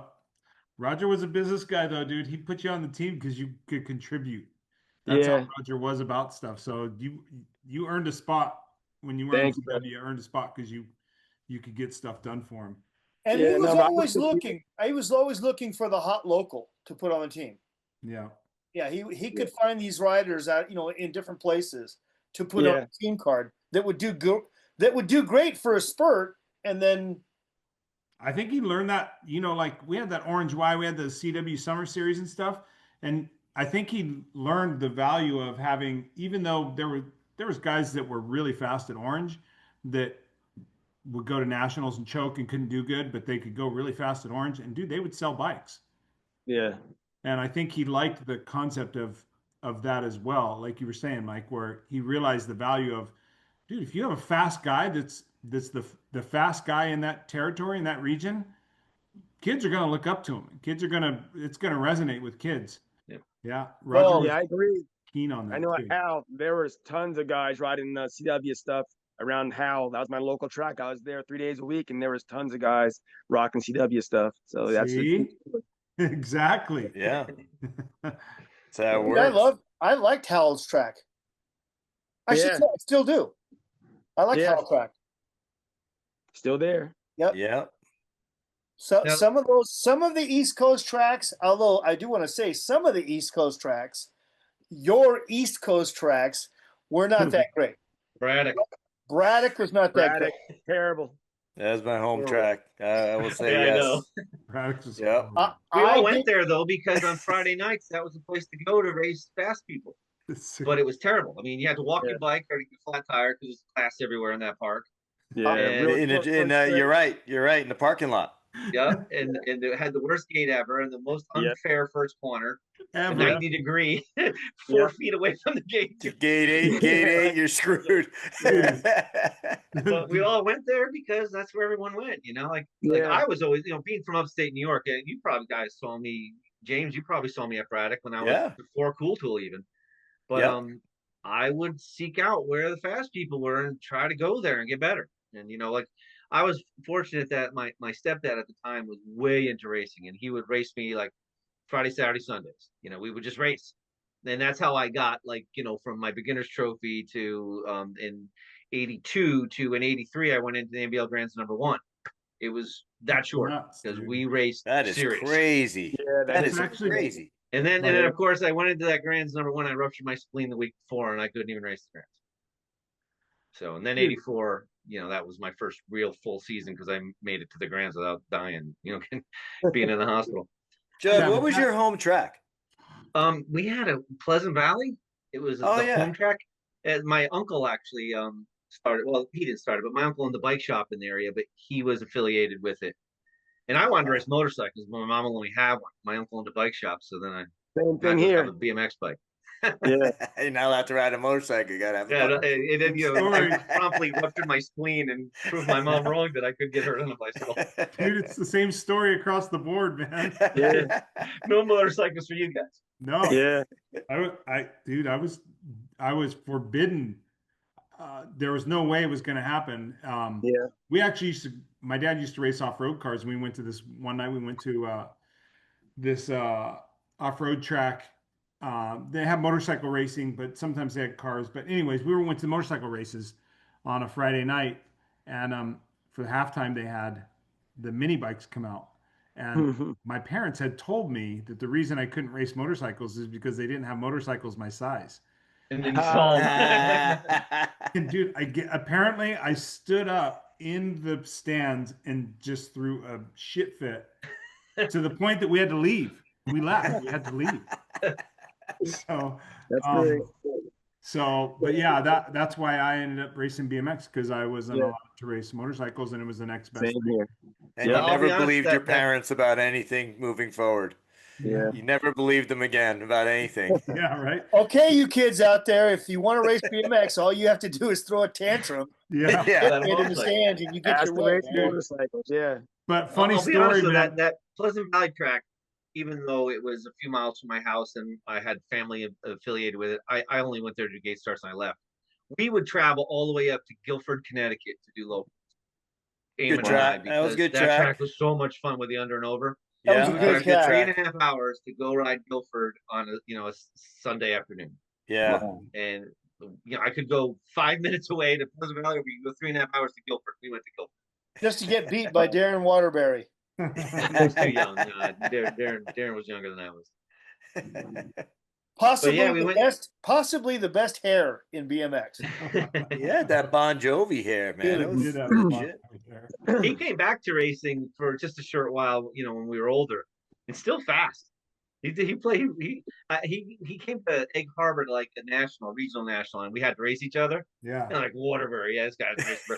And I really had to work to beat him. It was tough, and I had been racing, It's just like I had just gotten on a bike. I'd been racing for a couple years. He shows up, and I had to work every inch of the track to beat him. Dude, he was strong, man. Yeah, he was. He was strong as an ox, that kid. He was really powerful. Hey, I hated Egg Harbor Township. Not the township. I did not like the The track. track. Yeah. Yeah. Why not? I'll tell you why. Because the one time I raced there, I got pushed off the last straightaway, and I left the last straightaway by about 4 inches, and my front wheel just stopped in the sand. Sand. Yeah, it was Yeah. sandy. I Yeah. flipped over the bars, and I still have a lump in my wrist where it broke Oh, wow. to this day. So every time if something hurts, I go, "Oh, Egg Harbor." And then I was not long ago, I was looking at boats, looking to buy another boat. And I saw there was one called an Egg Harbor. And I was like, I hope that thing sinks. I hate it. I hate Egg Harbor. I'm sure it's a great, I don't know if it still runs. Oh but- yeah, it they've really does? made that a good track now. Yeah. Yeah, I'm sure. No, it is. It's all Yeah, state of the it's art now. great. It's great. But if you go off the track for 4 inches, you're going to flip over your handlebars. It's all soil tack now. It's like Yeah, it's like, yeah, but they soil tack right to the edge, and you go off and yeah, hate that track. That's where I got Judd's birthday present. Oh, what? That's where I got Judd's birthday present. Oh, The that video pic- on that- the that left video. post. Tell us, what is it? What are you talking about? No, I posted a video for Judd's birthday of us racing at Egg Harbor from about, I don't know, probably late 80s, 80s. it was when we were pros, 89. It was like Oh. probably 89. I just saw that, and I have it saved to put on this. I saw Okay, it. let me defend myself a little. Oh, I love That it. Yeah. was the first Here we race go. I went to after a 2-year break. I Yeah. hadn't raced BMX. I had Looked number like it. 111 on my plates. I didn't even have a license. And thanks to Doug Luden's mom, like I went up to the sign up thing, and I'm like, hey, I want to race. I want to be pro. And the one lady goes, you don't even have a license. You can't be pro. And by the grace of God, Doug Luden's mom was in the booth. That's Ciancio. Yeah, he can be pro. You can give him. And they gave me the pro license for that. But otherwise I wasn't going to be able to even race. I went there, I wasn't going to be able to race. And I how'd think you I do? saw that clip. You were leading, right? Yeah, Up I until still had hell before straight, but I had no racecraft. People were like, Yeah, I saw Jarrett go by you like you were standing still. yeah, I forgot to left the turn. door open, and I left the other door open, but I got down the front straight pretty well. Yeah. No, that was a good day. It's good seeing you there. Yeah, no, I was very excited. Happy 'cause, like, birthday. that was a while ago, but I had a roommate in college named Guy Stevenson who raced for TNT. He was a Sure. pro. Yeah, no And doubt. we both went to architecture school together, and I had no intentions of racing BMX ever again. And he was just like, "Hey man, I'm racing, blah blah." And then he blew up his shoulder and he couldn't race, Yeah. but he kind of got me hooked a little bit. And so I said, "I'll go race." And he was, we would go to races together even though he couldn't race. And I was wearing a TNT helmet because I didn't even have a helmet. I was wearing his helmet, and I had my old profile stuff on. I was fat, poor, a little tight, and I just showed up. And, I did pretty well, made some money. Jared, have you gotten on a modern day bike? How did that? No. Have you no, I gotten have on a not. modern day bike on a No, I still have my rev core in the basement hanging up, but I haven't ridden a modern BMX bike ever. Yeah. No. Judd, how did you like the difference when you came back and started racing on a modern day? I don't know. I have something drilled into my brain that you'll probably laugh at. When I was an amateur and I hung out with John Tomac, I remember I got on Profile, and I used to run DK stems all the time. But Profile had their own stem, and they wanted me to use it. And I didn't like it at first. I'm like, I can't ride the stem. I can't ride the stem. And I was a little whiny, punk about it. And I was riding with Tomac, and I kept complaining about how it felt. And he said to me, he looked at me right in the eye, and he goes, a good rider can ride a frozen turd and win. Shut up. And I don't care. I'll ride whatever. And so when I got back on it, it's always in my head. It's like, it's just a bicycle. You can ride this thing. Just figure it out. Hey, you can always tell Clay it's to send me different a though. modern bike. What was that? You can always tell Clay to send me a modern bike. I can I'll send take you a modern bike if you want to race. I tried to get you to race when I'm you not was racing. racing it. I ride it around. You heard it here, sports fans. Jarrett Justice is making a comeback. Oh, no. That's right. I raced. The weird thing about it is when I came back to racing as an adult, I raced for 10 years. Like that was like 3 times longer than I raced in the 80s, It was a long stint of me riding. Hey, Judd, do you have any of your old bikes? No. Or frames or anything? Nothing. Nothing. No, I gave it all away. The Really? profiles, all the profiles gone. All the profiles are gone. I sold one to somebody. I gave one away to somebody. I still have like a jersey, and we had these cool windbreaker jackets, this the factory team did. I still have that. I have my number plates, the number 1 number plate. And I have the only trophy I ever kept was my World Cup. Because I won. I had the first place World Cup, and I took the trophy off my I took the phone off the trophy because in 85 they had real workable phones on the Yeah. Grand National Trophy, and I threw the trophy out, but I still have the phone. But I remember I used to use it like in my room. It'd be cool, it kept shocking me. Like I get shocked by it. So like finally, I just kept it. I threw everything else out. But I didn't keep much of anything. And Jared, what do you have left? Just my RevCore, my last racing bike. Yeah, that's in my basement hanging up. I gave probably millions of dollars of BMX stuff away. My rollers, my travel bags. There's so much stuff. Yeah, it's a lot. Dude, if I still had the original white profile, because only factory members could have the white bikes, they didn't sell them. If anybody had a white bike that wasn't on the team, they didn't buy it. They made it. They painted it themselves.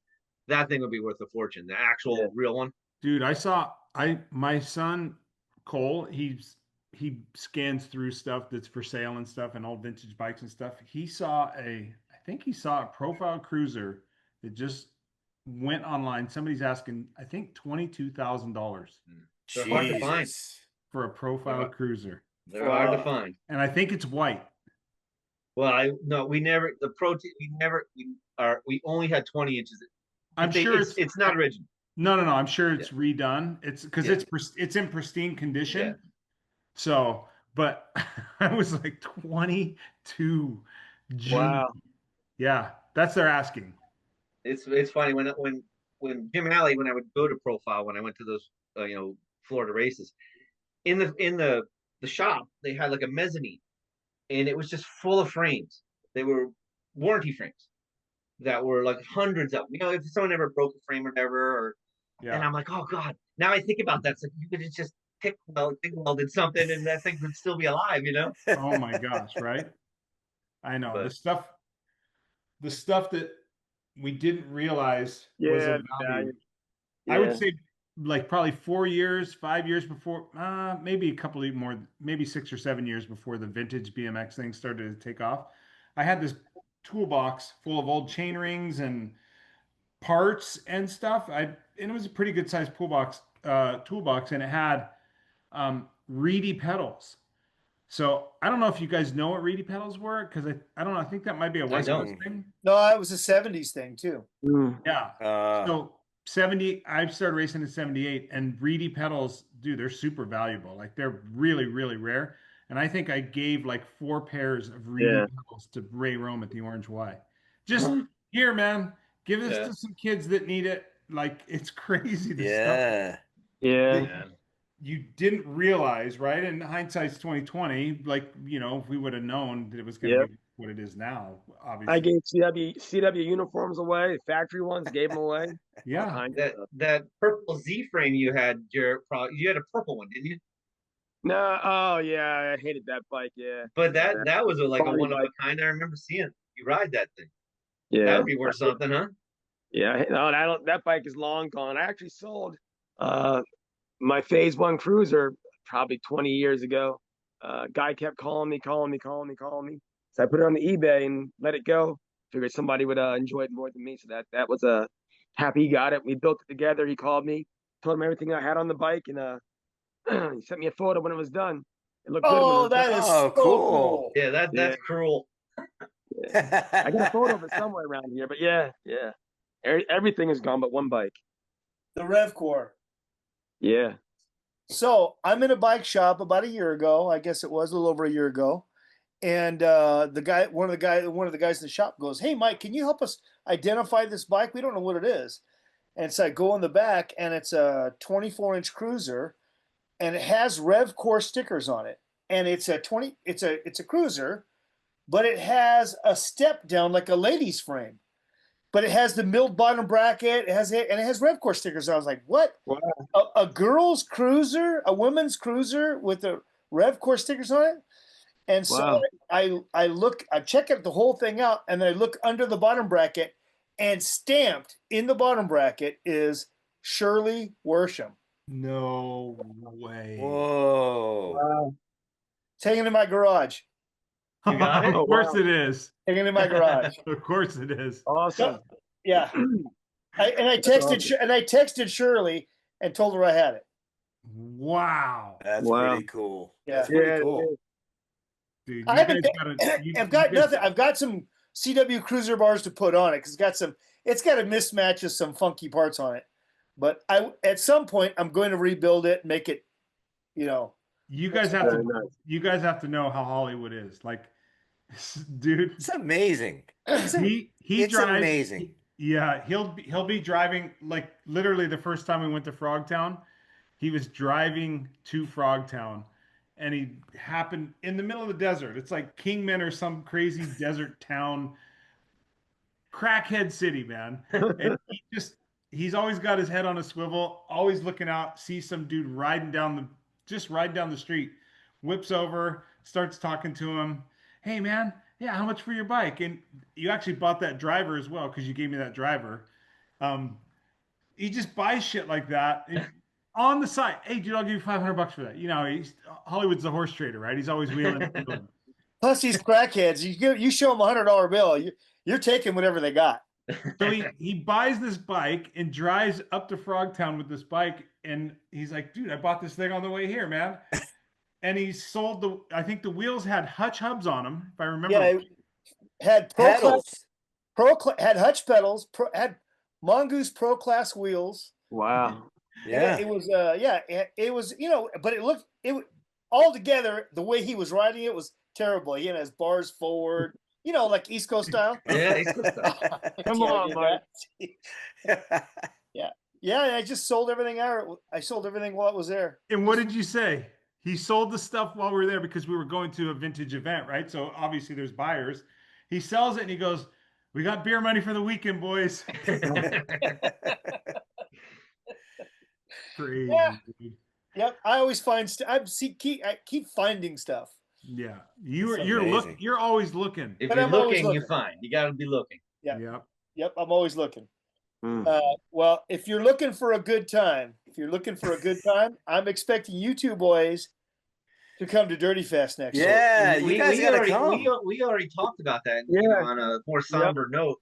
Yep. When Tom Christopher passed away, it kind of hit me. I mean, I wasn't that close with him, but he was always super nice to me. Like, all our interactions, all I ever remember is him being good to me. And then most West Coast guys were always jerks to me. But he was a nice kid, and Yeah, he was. I would have really have liked to, I was like, God, he was there too. He was just there. Yep. And I would have been able to see him. And it made me think, before I go, or one of us, we should get out there. And I texted Eamon and I texted Jarrett, and I'm like, hey, we should get out there. So we think we're coming. We're going to try. All right. Dude, That would would be be there. great. And Yeah, I Tom texted was, Carter with no response. I asked him what class he was racing because I was going to get the correct bike so I could go smoke him. I don't even. You know what do I race? JV. He doesn't know what class he races in. He just goes up there, puts his boots on, gets in the you guys gate. are very specific what bike you can ride in what classes. I want to know. That's right, but he doesn't know what it is. He just goes up there when we tell him. Judd, I'll tell you what bike I have a retro. It's a what do they call it? Repop. Repop. Okay, so it's not vintage, so it's easy. I could get one. Yeah, I just have a 26 inch Racing Repop Cruiser. Yeah. They're going to be calling you number 11 after next Dirtyfest. Hey, that's what I'm talking about. Hey, we could line you guys up by the fence, just like the Turtle 10 picture. Whatever you gotta say, as long as you're there to say it to me in person. Yes. That's all I want, man. As long as you guys are there. I'm telling you, there. that's what I like to hear, Jarrett. It's And Jarrett, I got a RevCore ladies cruiser ready for you. That's right. No, it's it really is a phenomenal time. You guys will, I promise you'll enjoy yourselves. The racing is fun, and looks like it. You have a good time. But the family reunion part of it is the best part. Exactly. By a mile. Yeah, I think the racing when I watch it looks fun, but I don't know if I could even compete with a lot of those guys. Some of those guys look ultra fast, but I see all the people like hugging and all the pictures on Facebook and stuff and Instagram. It's like, not that I was close to a lot of those guys, but some of them I were, and like I said, Tom was one of them, and like I'm upset that I didn't get to see him one time. Yeah. No, it's the coolest thing was at Dirtyfest. You know, it's cool seeing McGrath, but seeing Daryl Young in his uniform, come on, man. How awesome Daryl was Young in his original uniform. Yeah, that was Yeah, that was- wild, actually. He That fits was in pretty his cool. original uniform. It's Yeah. crazy. That was Yeah. awesome. And rides like he just got off his bike last week. Yeah. Yeah. Unbelievable. doubt. So smooth. Yeah. Road rides exactly the same. He does. Yep. And Judd, forget how fast these guys look. If you come to Race Dirty Fest, don't come to win. Come to have a good time. Yeah. No, Yeah. you know And me, the I racing can't- is I fun. can't come to not win. You stay and That's Judd. He can't. Yeah. He can't. He can't. That's Judd. Oh, the I'm most- winning. hey, Well, we run total points, so you know, yeah. that's right. You race total I'll- points. You guys, And I'll tell you guys, one of the things that would be like for sure, if you decide early, you guys want to stay on site because it's so much better. is there like motorhome parking there? Yeah. Yeah. We're gonna Absolutely. Jarrett, myself, and Ian. We're driving a motorhome across country They're together. coming on, they're on Yeah, tour. Really matter. Even You better. guys can do clinics on the way here. Yeah. Exactly it. Yeah. Staying on site is just so much better, man. You don't have to get in your car and drive. You can have a couple of beers. You're not worried about like, oh man, I got to get back to the room. Blah, blah, blah, blah.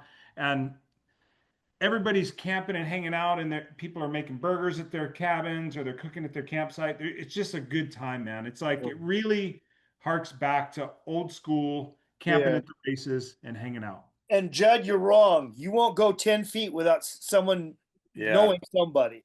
Yes. And they'll Oh, stop no, and grab you and talk to you. I didn't say I wouldn't know somebody. I said they probably didn't like me. Oh, well, yeah. Yeah. Well, there's nobody on this call that likes you. I know. Yeah. Jared and I raced each other really competitively. He still likes me, You're good people. right? Am I right about You're good people, brother. that? See? Just that mouth. No, you know, I don't. If people listening, they might not realize. Like Jarrett and I, we battled each other for points in the summers. Like even though he moved up a class right before the Grands, we raced each other at every race when it counted. You know, summertime, and like when I went to a race, it's like I need some points. I gotta do everything I can. And Jarrett was always my main competition. That's And awesome. we went at it. We had some good races. Some good races, yeah. You won your fair share. I used to hate losing to you. Yeah, I used to love it because my birthday is middle of June, so Yeah, I come mine up is August 2nd. right in the middle of race season, and I Yeah. come up and I always used to sit there. And I go when I move up, I've got to make an impact right away. And Yeah, and and like then- the World Cup that I won, that was like July 4th, so I'd only been 17 for 2 weeks, and I won it. But it was just like I never shied away from moving up a class. It was just like I'm going and I'm gonna just I'm gonna be top dog. My That was the way team it was. manager, Mark Soria. Mark Soria. Soria rode me forever over that loss to Judd that weekend.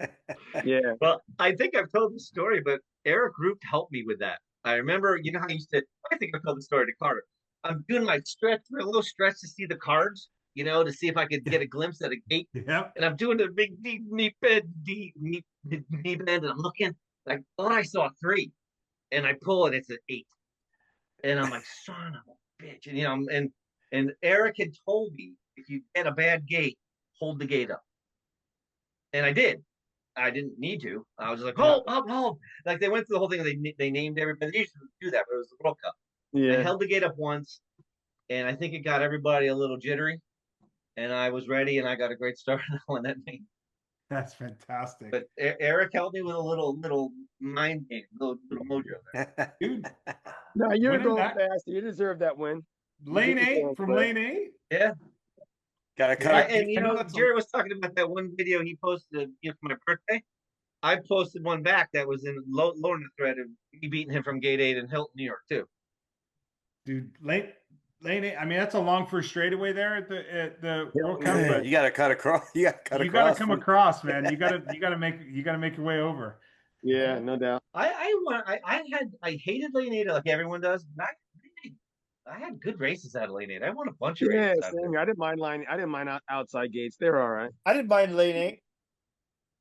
I didn't mind I lane always 8. thought all the lanes are Ideally, the you'd want to same. be inside, but I I didn't always mind thought- lane 8. All the lanes are the same if you get great starts. Exactly. because I just go to the lane I want. Yep. Well, and nowadays, back then you could cut over as soon as you wanted, and I did a lot. What do you mean Yeah. nowadays? I still do. Well, the rules nowadays, you have to wait to the line at the bottom of the hill. Not me, I'd be in gate 4 by then. Nowadays, I cut right over on those 8-year-olds. I don't care. I didn't mind lane 8 so much back east, but Yeah. I didn't like it in the horseshoe. Oh yeah, indoors, yeah, forget it. You're done. I didn't like it at the Can't when get you were any. dude, some of those first straightaways were lucky to be 150 feet long, man. They were like Yeah. Braddock. with a super steep jump in the middle, Exactly.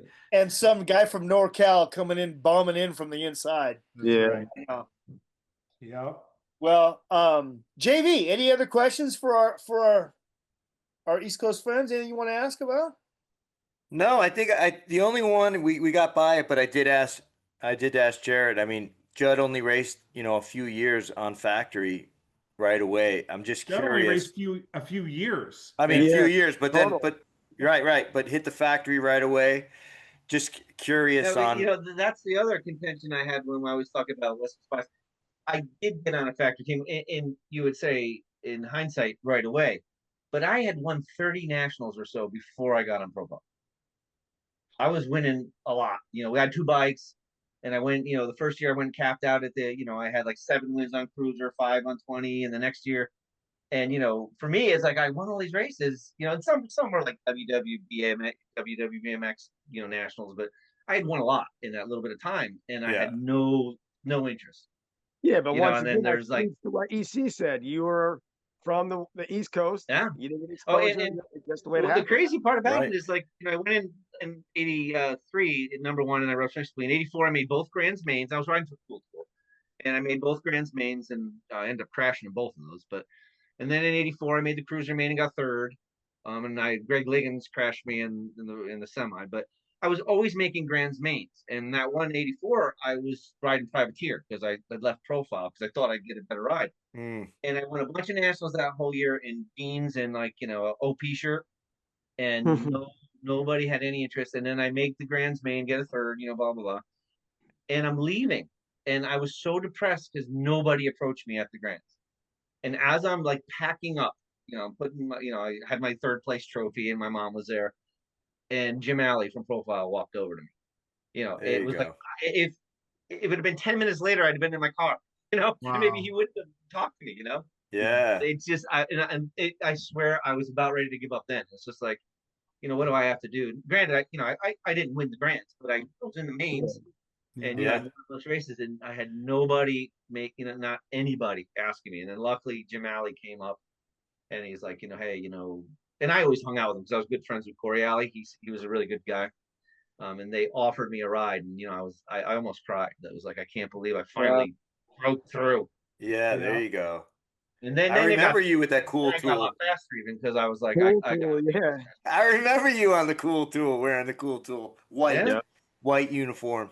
I was the Siloways, like Dave Siloway, the second oldest son, and Tim Gabriel, who was a number 1 cruiser rider too. He rode for Cool Tool. Just my age, we all raced each other. They were the greatest people, man, and I loved riding with them.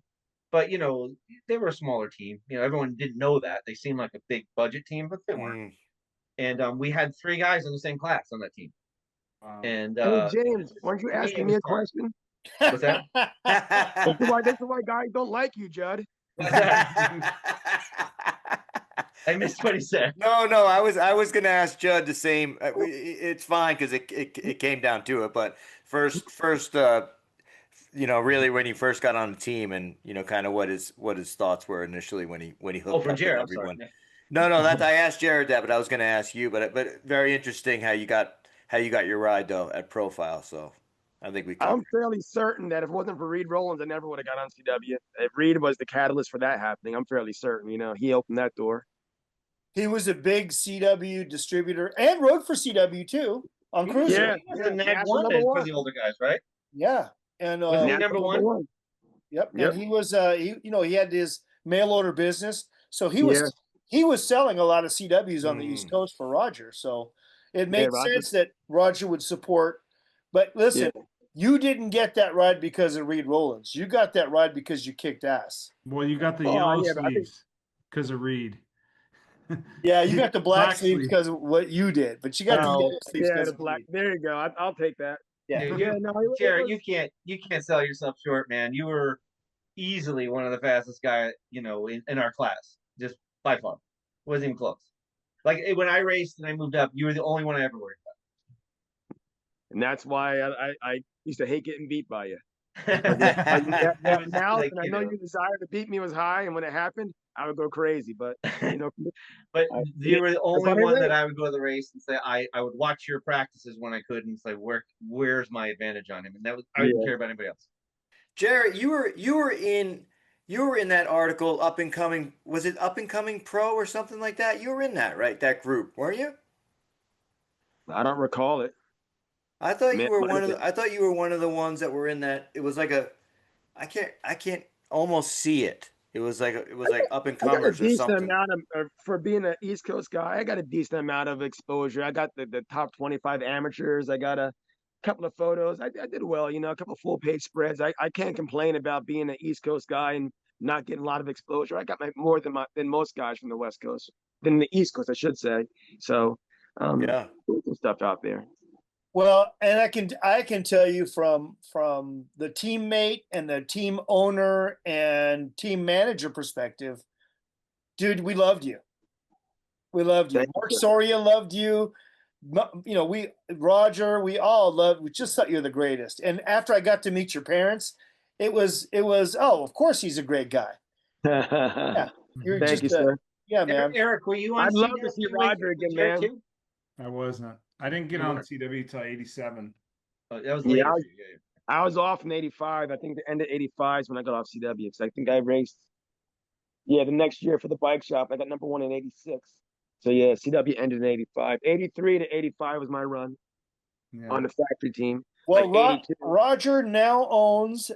He now lives in Costa Rica, and Really? he's built a big Airbnb up in the jungle. Wow. And so I haven't been there yet. I know Tracer and I have been talking about going. It's yeah, he's up there with the monkeys, man. Wow. Literally up in the jungle, and like these big rooms that have no walls. They're open all the way around. Yeah. And yeah, Good for he's Roger. yeah he's doing good. He's doing good. Good for He him. sure did good by all of us. No, he did, man. I love that guy. Love Yeah. him. Yeah. I was privateer, man. Hutch had folded. I actually had won the ABA. Well, I won a bunch of titles that year and when I was on Hutch, but anyways, the Hutch folded and we started out '87, man. I was on BC. I was in the bike shop and I did like 2 races and then won a big national in SoCal, the one that was at San Bernardino at the Orange Show Fairgrounds, Hollywood. You remember that? Yep, I sure do. And Mike Donnell came over. He's like, I don't even have room for you on the team, but you're gonna be on the team. We got to get you on the team. So I ended up getting picked up and then going in and talking with Roger and sitting down and talking with him about it and all that stuff. So, but yeah, it was good. What bike were you riding? What's that? As What a bike were you privateer? riding? As a privateer, I stayed on my Hutch. I loved my Hutch, man. I Yeah. really did. I felt, I don't know, the geometry was the best for me. I could pretty much go anywhere on that bike. I felt like I could go anywhere on the track and carry speed with that bike. So I stayed on the Hutch, but the CW was a really easy transition. I liked that bike as well. It rode really good. I just like Roger was really straight. Like he was a straight shooter and there was no bullshit. And coming off of being at Hutch and getting screwed over the way we all did.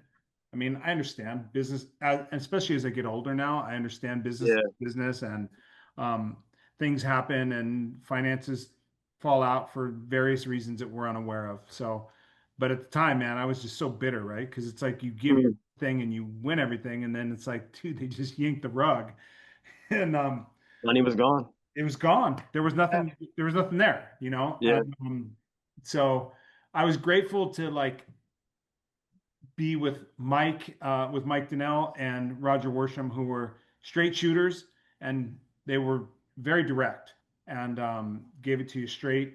I was going to play. I was actually going to play football. It was my senior year in high school, and I was going to play football. I hadn't played football in my previous years, but I was going to go. The coach wanted me to be on the team, and Roger heard about it. He actually called me in the office and was like, "Hey, I hear you're wanting to play football." He's like, "You're not playing football." Yeah. What do you mean? He goes, Yeah. "You're not playing football." He goes, "I got a contract with you. You're playing football. You're not racing BMX for me. So you got a decision to make." And I had to actually go home and talk to my dad. I was like, "Dad, I want to play football. I want to play in the stadium Friday night." He's like, "How far are you going to go with that, man?" He's like, "You're 5'9". You're 75, 80 pounds, dude. Like, you're going to throw away your BMX sponsorship in your career for what, 7 games? He's like, "Let it go." That's a season. Yeah, you're right. So it was good advice from Dad, and Yeah. and it was good advice from Roger. I didn't want to hear it, right? Because I wanted to play football and be a hero at my school, but it was the right thing, and Roger was giving me sound advice for what I was actually trying to be and what I was actually good at. So I really loved that part of CW, that they were so direct and like, "Dude, this is what we're doing." Well, we've all of us have been teammates in one shape or another. Yeah. On this call. Yeah. Pretty good. Pretty good. Good conversation, gentlemen. I enjoyed it. I thank you for the phone call. Judd, I'll see you soon. We only live about a half an hour, maybe an hour from each other, so we should see each other more than we do. But hopefully we'll see. I have one more question for you two guys. Is it Taylor ham or pork roll? I knew you were going to ask that. Pork roll, brother. Pork roll, for sure. I told you. That's JV. No such thing as Taylor ham. JV, what is it? It's Taylor ham for me. What are you, fancy or something? Why is it different for you? It's pork roll. It's because I live north of New Brunswick. So. North of Bakersfield. Hey, CEC, it's the same thing, man. It is, dude. It's so good.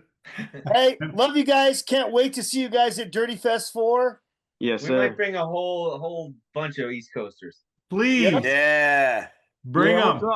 We'll try. Dude, we would be more than happy to see all of you guys, man. And I promise you won't be disappointed. It's a really fun time. Yeah, it's a good time. Try your best. Try your best, guys. Yeah, we'll make it. Yeah, we'll make it. Fantastic. All right, guys. Great seeing you guys. Thanks, guys. Thanks, boys. Talk to you later. Be safe. Bye, guys. Later. All right. Bye. Hey, this is John Cruz. No, we're not having an earthquake. I have Parkinson's. What do you think of that, Michael? We ought to pitch in and get you a gimbal.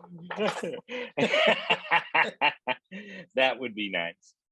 But seriously, this is John Cruz, and I obviously have something going on, and I was diagnosed with Parkinson's 20 years ago this year, actually. So I've chosen the Davis Finney Foundation over the years to be my voice for Parkinson's. If you're not familiar with the Davis Finney Foundation, Davis Finney is one of the winningest cyclists in American history. He's the roadie, if you guys remember those roadies out there, all that Lycra and stuff.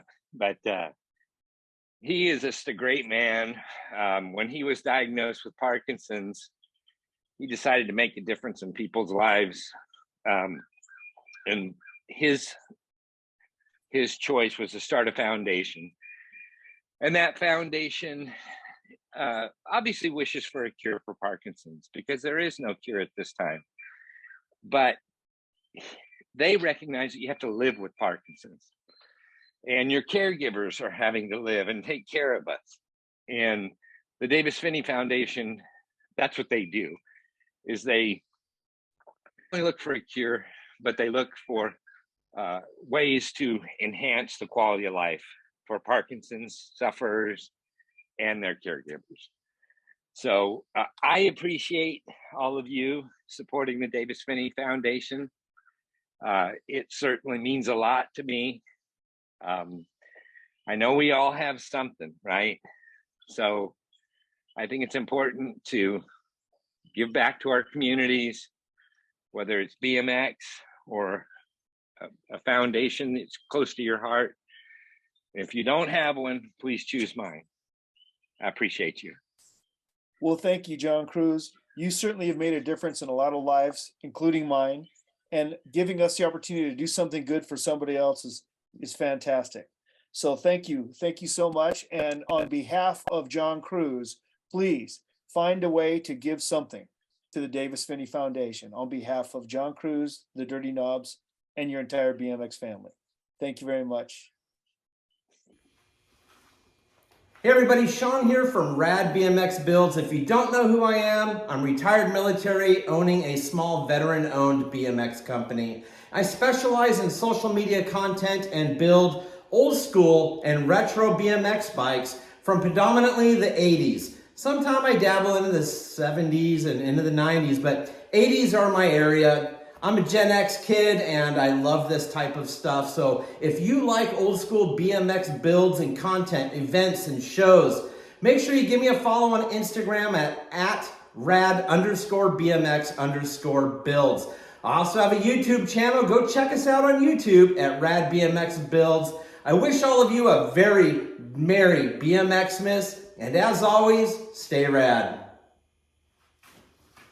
Hey guys, Matt here from the Nostalgic Neighborhood. We're building a community of friends reconnecting with the best parts of our youth, 80s pop culture, skateboarding, and of course BMX. We've got video coverage of events like the Buckeye Bike Show, Flatland Jams, the BMX Hall of Fame ceremony, and then the Rad event down in Texas with Kevin Hull, Eddie Fiola, and Hollywood himself. Oh, my third dramatic exit. I've shared bike builds, we've relived childhood memories, and I've even started flatland riding at 49. In 2025, we're ramping things up, more BMX, more nostalgia. Join us for the fun over on YouTube and Instagram. Yeah. Well, welcome, riders. My name's Kevin Wilson from the BMXers podcast, and I want to make a personal invitation to all you dirty bastards out there to come and watch.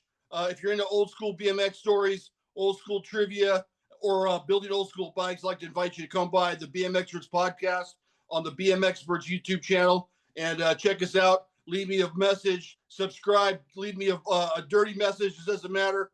Want to hear from you. Thanks very much. And keep watching the Dirty House podcast because that's where it's at. Peace out. Thanks for everything. Hi, guys. This is Danny Pena from Danny Pena BMX Racing on YouTube. I like to review BMX races. I love going over BMX magazines such as this, BMX Action being my favorite. Huge fan of the Dirty Knobs podcast. I love the fact that they're giving me some support on this. I love talking about BMX. Please go to my channel. Like, subscribe, comment. I come up with videos just about every week. Love talking BMX. I do a lot of the old stuff, new stuff, mid-school, whatever you want. Come to my channel. Thanks a lot. This is Jay Oaks with BMX Breakthrough. Our mission is to grow the sport at the local level. We've reached out to TOs across the country to say, what is your need to better reach new riders, both young and old? And we've put a financial number to that to make it easier for sponsors and donors to jump in and say, I got this one. You can check out our website, bmxbreakthrough.com. Reach out to me directly, jay@bmxbreakthrough.com. We've got our social media at BMX Breakthrough. We've got the podcast as well. Thank you so much for your support, and let's get more kids and adults on bikes.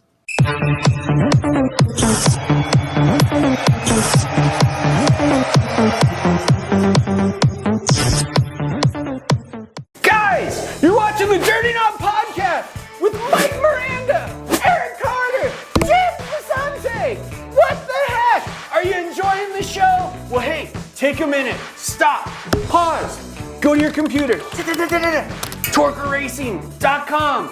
You know what you want to do. TorqueRacing.com. Check it out. You're going to check out the new Pro X frames. You're going to check out the EK frames. You're going to check out the Barbarians. You're going to see the new Torquer shirts. You're going to see the pads. You're going to see all the new stuff. Go to TorqueRacing.com.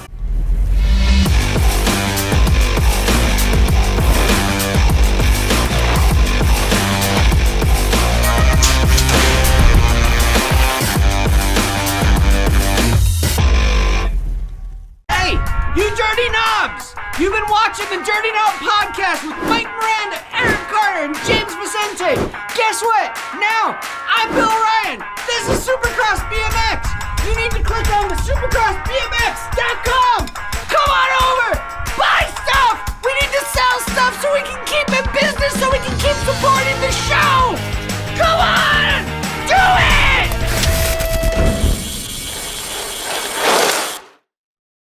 Hey folks, this is Mike Rodriguez, aka Mr. Crit. I've been racing and making number plates since 1980. You know, like when they used to do one pedal starts. But you know, Crit plate has been around for 43 years.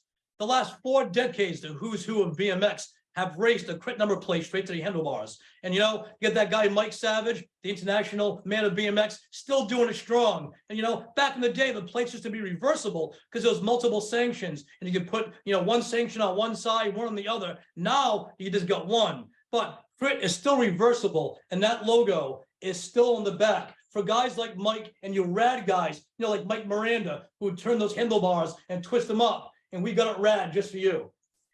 All right. Hey, where will we see those plates? Those plates you can see at every single bike shop that stocks BMX stuff in the USA and Canada. And where will you be at? Will you be at an event sometime soon? Damn, I'm sponsoring the Dirtyfest, and I can't wait to come out to Southern California and get dirty. Hey, Dale Holmes, I want to tell you something. One of my favorite podcasts that I never miss is BMX Weekly. Even though it has an accent, I still love it. Cheers, Mike. You can get all the podcasts on bmxweekly.com. Old school, mid school, today's school. Check it out. Yeah, BMX Weekly. Hey, here we go. Hey, Beer Budget BMX, baby. Coming at you live from the Beer Budget Studios over here at the Hack Shack Quarantine. Oh, man, we're coming in hotter than Satan's nutsack. Yeah, we are dirtier than an Alabama strip club where reclass pros go and get lap dances by their half-sister. Yeah, the only show that'll make you second-guess your life choices like a Amish on an e-bike. Hey, if you guys enjoy what you just listened to, make sure you tune in every Wednesday night to the All Things BMX show, the only live streaming podcast show in the game right now. Even ask Mike. He's been on. Vicente's been on. Still waiting for that other guy to come on the show. You can find us on YouTube, Twitch, and Facebook. And you can also find us at allthingsbmxshow.com. You wanted me to do some animations or something. Yeah, it's not time to use an AI and emojis and all that. It's not time for that. I don't do anime. You know. No anime for me. I got to piss, boys. Great. Yeah. Dude. Go pee. Go pee, and then we'll talk real quick. Great. Do it again. It's still recording. I can tell you one thing that we could, well, I know we won't, but. Oh, here we go, JV. Here we go, JV. Get ready. We don't have the time for it, but. You guys good? So, hey, All right, boys. Wait, no. Wait, Saturday. Yeah, what? I didn't get a record date. I know. I'm gonna have to look at some stuff. So not Saturday morning, okay? And not Saturday morning. JV, you can't do, or can you? You guys can't do Saturday. EC can't do Saturday night. Sunday morning. You aren't racing on Sunday. I can race. I can do Sunday morning, JV. Sunday morning to you though is a little later for me, which might be a little bit of a problem because I have Well, to go up to Orlando. how early do you want it on Sunday morning, JV? No. Like 11? No, I can't do it. There's no way I'll make it up to Orlando. If I leave that, I won't be able to get up there. I can't do it Sunday. Can't do it Sunday, okay. And Monday? Monday night? No, I'm out of pocket that week. I know. So the following Friday, the 1st. Yeah, I could do. Oh wait, you mean the week after? Well, I mean, you're saying maybe you might be able to do this Friday. We won't be back until Sunday of next week. Yeah. So this week I'm gone. The next week we'll be gone, and we come back on Sunday. Sunday the 3rd. I believe so. I don't have my fucking other phone. Okay, well I got it. So EC, can you do Sunday night the 3rd? August 3rd. Yeah, Awesome. August 3rd, right? would be I'm something. gonna. I'll say yes, but without looking at stuff. Right, I got it. Yeah. And I think, Mike, I don't have my other phone, but I think I'm not traveling that week of the 4th. So I'm here that week. Okay. All right. So tentatively right now I have 6 o'clock West Coast, 6 o'clock Pacific, Sunday the 3rd. Yep. I'm gonna try to find a guest. This gives me plenty of time.